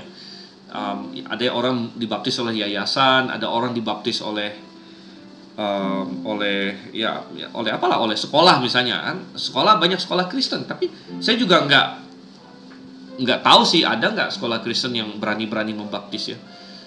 Saya dulu waktu saya SMA, saya SD dulu di IPK, ya. Lalu SMP saya pernah saya rata-rata di sekolah Kristen, ya. SMP saya pernah di namanya Anugerah, ya. Itu sekolah Kristen di daerah Kartini sana, Jalan Kartini. Lalu saya pernah ke Amerika, lalu ada sekolah juga di sana, ya, Tabernacle Baptist Academy, ya.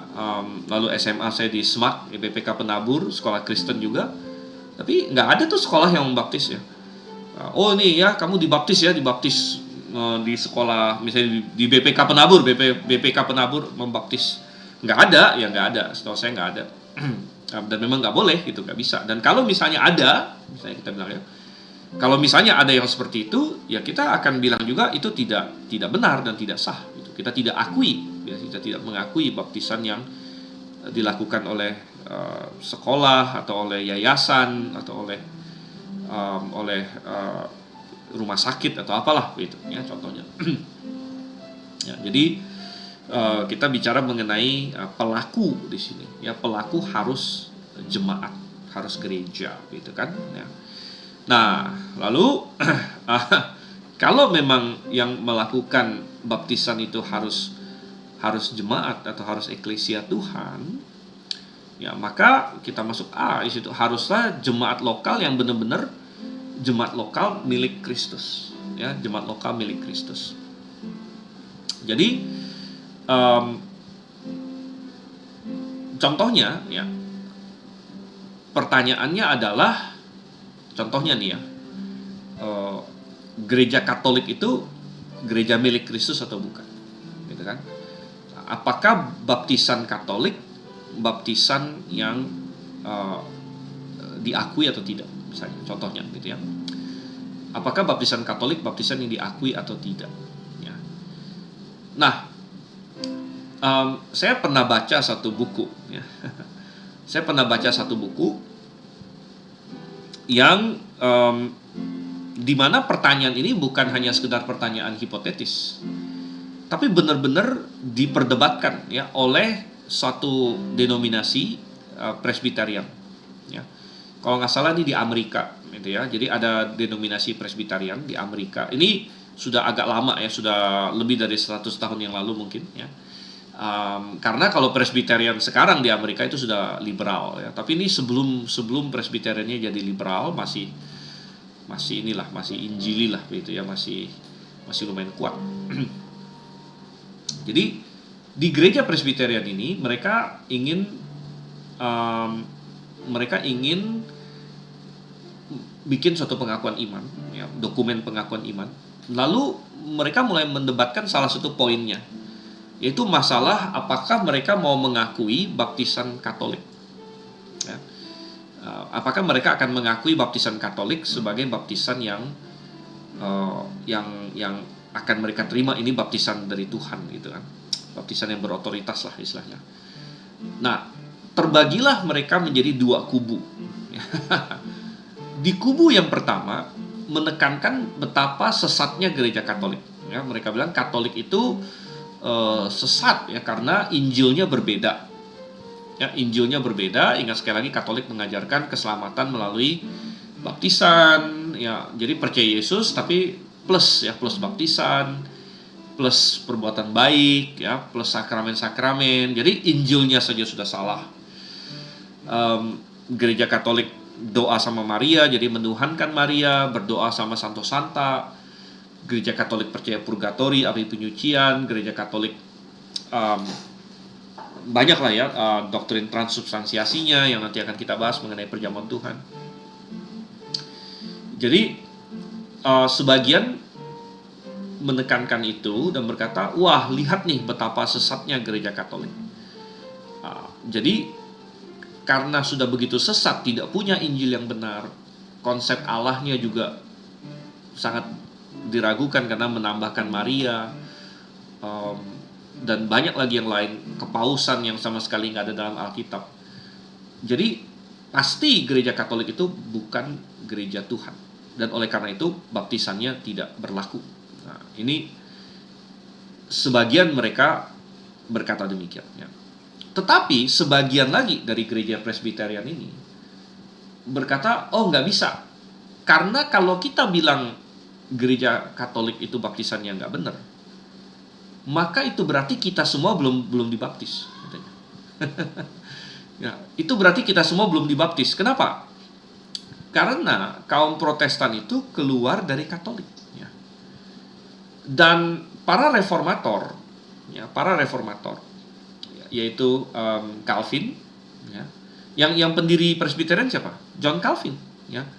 John Calvin keluar dari Katolik, dia dibaptisnya itu oleh Katolik waktu dia masih bayi itu, dipercik. Jadi dia belum dibaptis bahkan. John Calvin itu dipercik oleh Katolik. Tapi ingat, Presbyterian kan mercik juga. Jadi mereka nggak permasalahkan perciknya sebenarnya ya. Karena ini di gereja, ini perdebatan ini di gereja Presbyterian sebenarnya. Jadi karena Presbyterian juga percik ya, Katolik juga percik, jadi mereka nggak permasalahkan perciknya. Mereka permasalahkan otoritas gerejanya sebenarnya. Ya. Mereka permasalahkan otoritas. Karena Presbyterian juga baptis bayi, Katolik juga baptis bayi, jadi mereka juga nggak permasalahkan bayinya gitu. Ya. Jadi yang dipermasalahkan oleh gereja Presbyterian ini, ya saya ada baca ini ya, adalah otoritasnya. Ya, otoritas gereja Katolik ini punya otoritas nggak untuk membaptis? Ataukah dia sudah dianggap sesat sehingga kita nggak terima lagi baptisannya, begitu? Ya.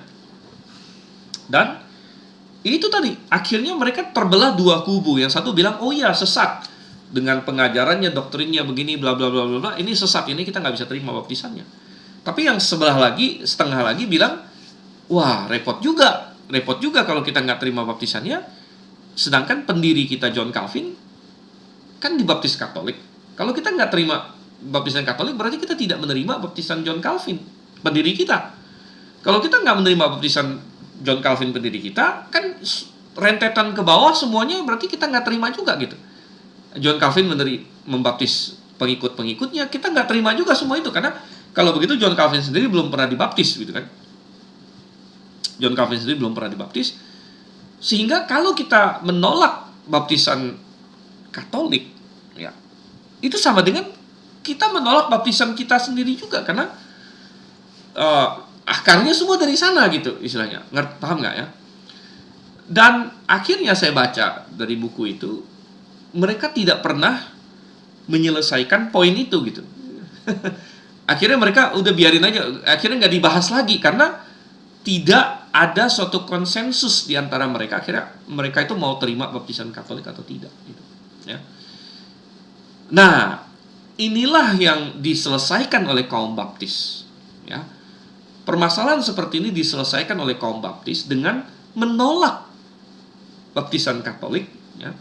Sehingga kalau misalnya ada orang yang dibaptis oleh Katolik atau oleh gereja lain yang sudah menyimpang, ya, maka kita berkata kita tidak terima baptisannya karena kita tidak menerima otoritas yang membaptisnya.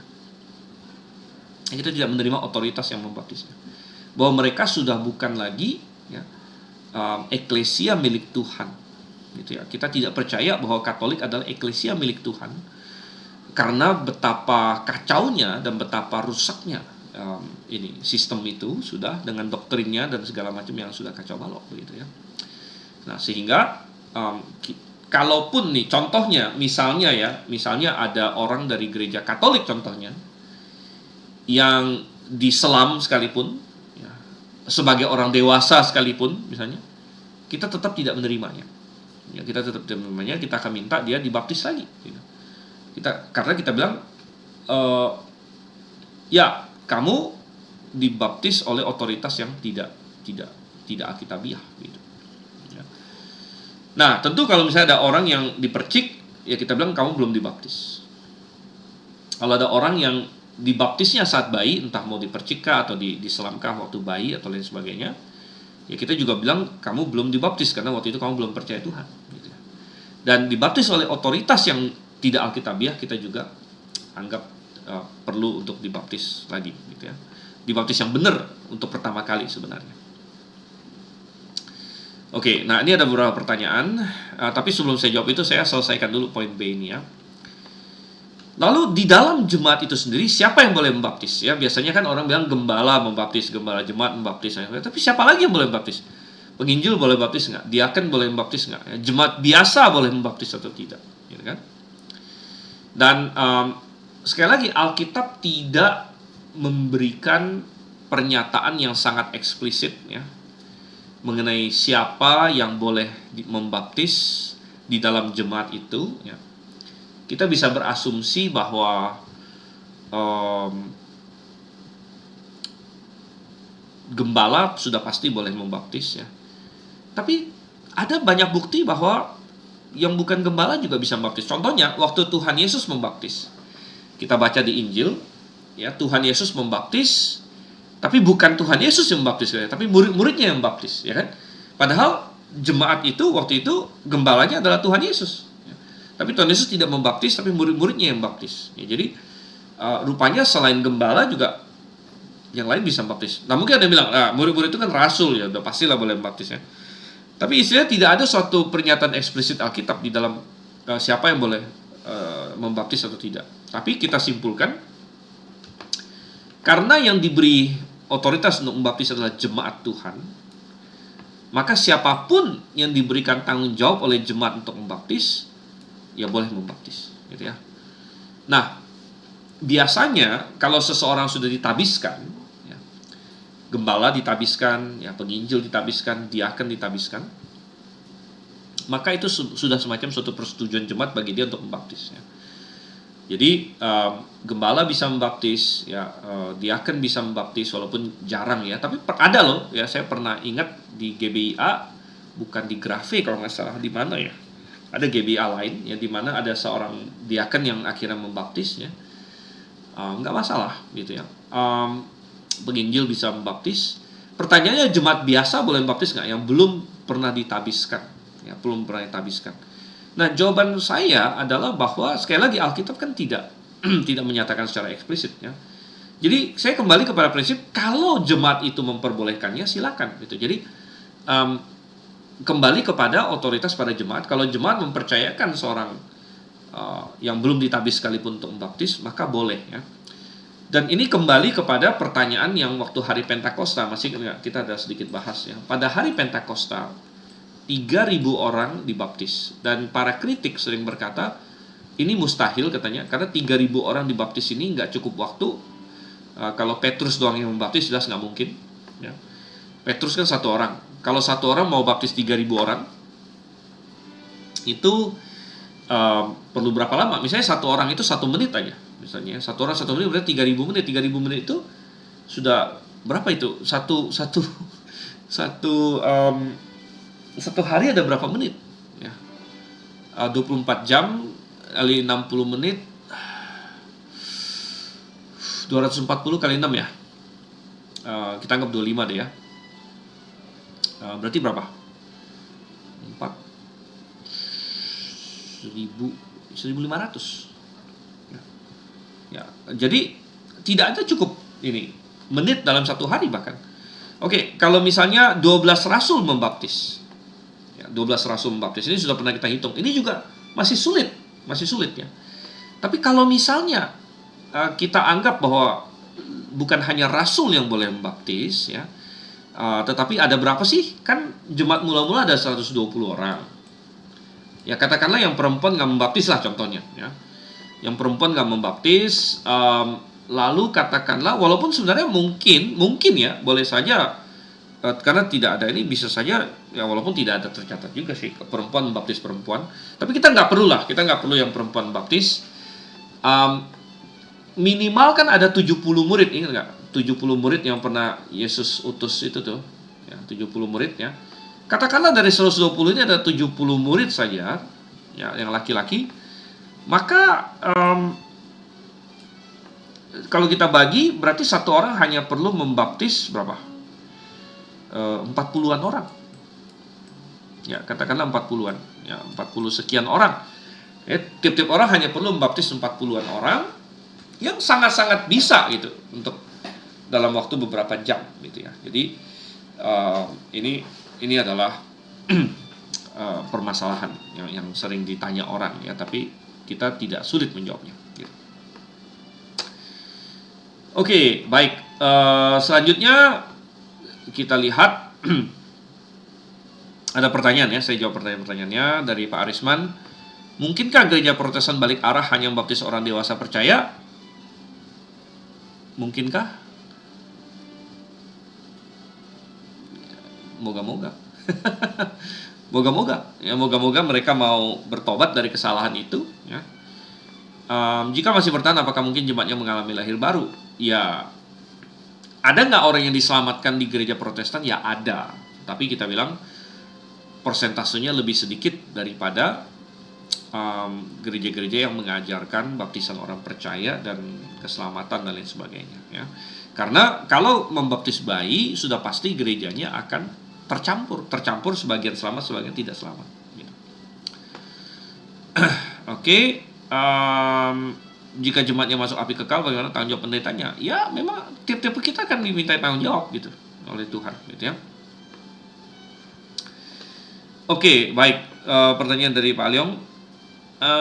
Ada pendukung baptisan percik yang membuat argumen seperti ini. Dalam kitab suci ada banyak contoh di mana baptisan tidak dilakukan di sungai. Oke, memang nggak harus di sungai. Yang penting ada air, bisa jadi di laut, di danau atau pokoknya ada air yang cukup gitu kan. Juga tidak diceritakan adanya kolam yang memungkinkan baptisan, selam, ya. Ya hanya karena tidak diceritakan kan bukan berarti tidak ada. Ini jawaban kita gitu. Ya, jawaban kita. Jadi kita kembali ke arti katanya aja gitu, arti kata. Kalau misalnya saya bilang hari ini, misalnya kita ambil kata selam lah, gitu kan.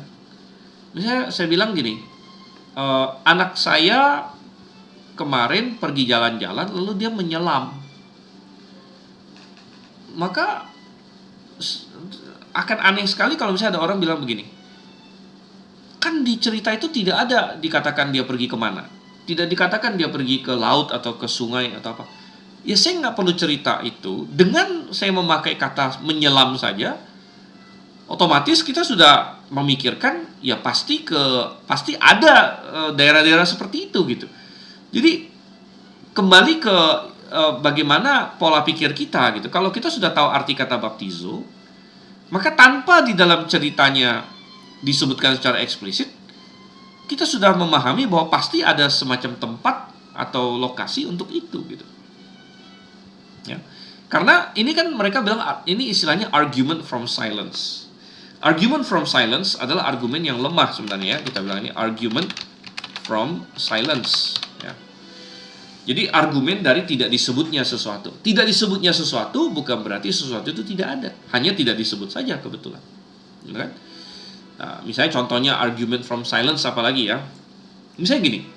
Kalau kita mau bilang argument from silence, kita bisa bilang, kamu tahu nggak? Tuhan Yesus itu manusia yang nggak pernah ketawa.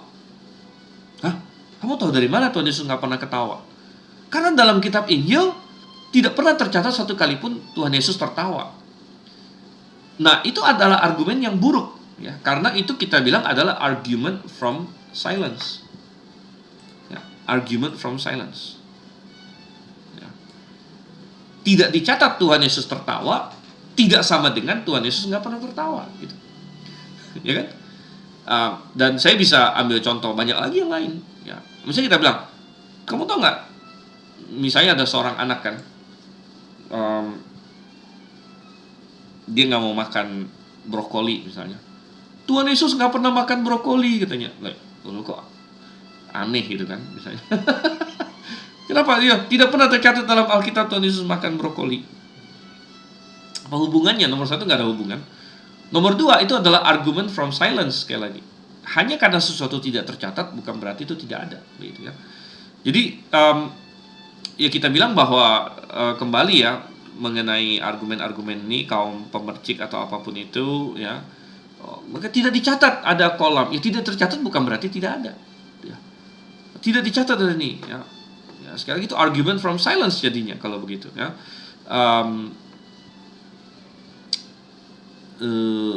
Dalam penjara katanya. Dalam penjara kan mereka justru dibawa keluar dari penjara. Gitu. Mereka dibawa keluar dari penjara. Siapa bilang mereka ini? Dan di dalam penjara pun bisa dalam bentuk bak mandi. Anda tahu bahwa hari ini banyak orang dibaptis dalam bak mandi gitu, bathtub. Gitu.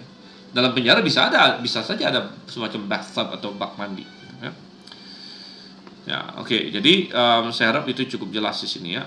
Dan itu pun sebenarnya tidak ada alasan mereka tidak bisa dibawa keluar dari penjara itu. Oke, kemudian pertanyaan lagi ini ya. Nah, ini jadi banyak pertanyaan nih, nggak apa-apa ya. Ada pandangan bahwa doktrin primer adalah doktrin yang sangat penting, pengaruh keselamatan keluar dari iman Kristen. Misalnya masalah Tritunggal. keselamatan dan baptisan. Tapi ada doktrin sekunder di mana hal ini yang membedakan denominasi. Tapi tetap selamat dan tetap saudara seiman. Contohnya adalah bagaimana cara dibaptis, siapa yang melaksanakannya, struktur gereja, karunia roh, baptisan Roh Kudus. Apakah Pak Sion setuju apabila cara baptisan ini adalah doktrin sekunder yang tidak mempengaruhi keselamatan? Kira-kira bagaimana respon Allah apabila mendapat seorang yang taat menginjil namun dibaptis percik? Bagaimana dengan kasus penginjilan di gurun yang sulit mendapatkan air untuk selam namun perlu dilakukan pembaptisan? Oke, baik. Ini pertanyaan yang bagus dari Pak Wasis. Dan saya akan jawab begini ya. Saya setuju nomor satu bahwa ada doktrin yang kalau salah mempengaruhi keselamatan. Ya. Dan ada juga doktrin yang kalau salah ya dia tidak menjadi tidak selamat, artinya tidak mempengaruhi keselamatan. Ada doktrin-doktrin seperti itu. Ya. Contohnya ya doktrin yang mempengaruhi keselamatan yang mengenai masalah Injil, siapa Yesus. Kalau Anda tidak percaya Yesus itu Tuhan, ya kamu nggak selamat.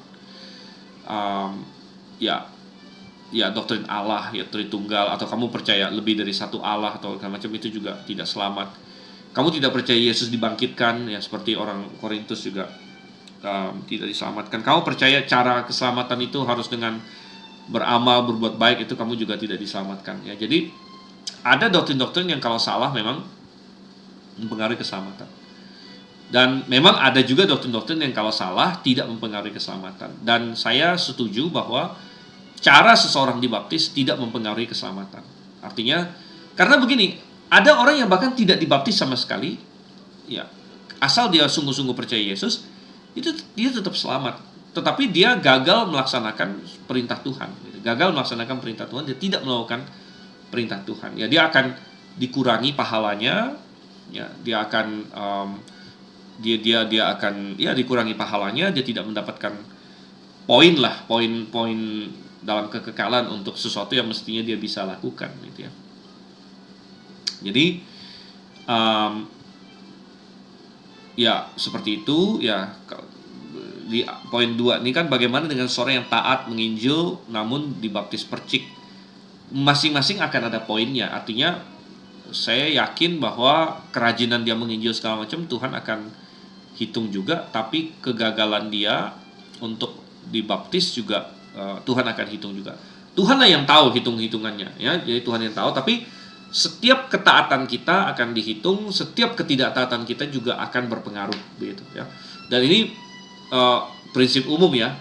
Kita bisa terapkan ke masalah baptisan, kita bisa terapkan ke saya bisa balik, ada orang yang dibaptis dengan benar, ya, dia dibaptis selam, dia dibaptis di gereja yang benar, tapi misalnya dia nggak mau menginjil, dia nggak mau bersaksi untuk Tuhan dan lain sebagainya, ya Tuhan akan oke, bagus kamu misalnya dibaptis dengan benar, kamu bagus, tapi kamu tidak mau bersaksi sama sekali, kamu tidak melakukan hal-hal lain yang Tuhan perintahkan, ya artinya Tuhan akan hitung. Semua yang kita lakukan Tuhan hitung lah istilahnya gitu ya. Tuhan catat ya. Karena ada ayat di mana dikatakan semua yang kita lakukan dalam hidup ini akan kita pertanggungjawabkan di hadapan Tuhan gitu. Ya. Nah, tetapi walaupun ya saya berkata bahwa ada doktrin yang pengaruhnya kepada keselamatan dan ada doktrin yang tidak mempengaruhi keselamatan. Yang saya mau tekankan adalah jangan sampai kita jatuh kepada suatu kesalahan bahwa doktrin yang tidak mempengaruhi keselamatan ini lalu tidak penting untuk diperjuangkan atau tidak penting untuk dibahas. Karena walaupun doktrin-doktrin ini sebagian katakanlah tidak mempengaruhi keselamatan, tapi tetap penting untuk diperjuangkan. Karena kebenaran itu penting untuk diperjuangkan. Ya, kebenaran penting karena pengaruhnya itu besar gitu. Pengaruhnya besar, mungkin bukan langsung kepada keselamatan seseorang. Ya, tetapi secara struktural, ya doktrin itu bisa pengaruhnya kepada keselamatan, ya, tapi bukan kita langsung, tapi maksudnya karena gerejanya makin sesat, ya makin salah kita ya, gerejanya makin salah, kesaksiannya makin berkurang, dan ada hal-hal yang jadi ngaco begitu, ya, dan kemampuan gereja itu untuk memberitakan kebenaran menurun ya karena kesalahan itu dan lain sebagainya. Oke ya. Kasus penginjilan di gurun, saya rasa tadi sudah kita jawab ya, bahwa Anda tahu bahwa Tuhan Yesus berjalan dari Galilea sampai ke Sungai Yordan untuk dibaptis oleh Yohanes Pembaptis. Dan itu dia berjalan kira-kira 2-3 hari ya. Dari Galilea dia berjalan ke Sungai Yordan untuk dibaptis oleh Yohanes Pembaptis. Kalau Tuhan Yesus saja yang adalah Tuhan ya, dia mau menghabiskan waktu 2-3 hari berjalan puluhan kilometer gitu ya, untuk dibaptis secara benar gitu ya, oleh Yohanes Pembaptis, oleh otoritas yang benar pada waktu itu ya, maka kita juga bisa ya berusahalah untuk melakukannya dengan benar gitu ya. Entah itu kita pergi ke tempat lain yang ada air yang banyak, atau kita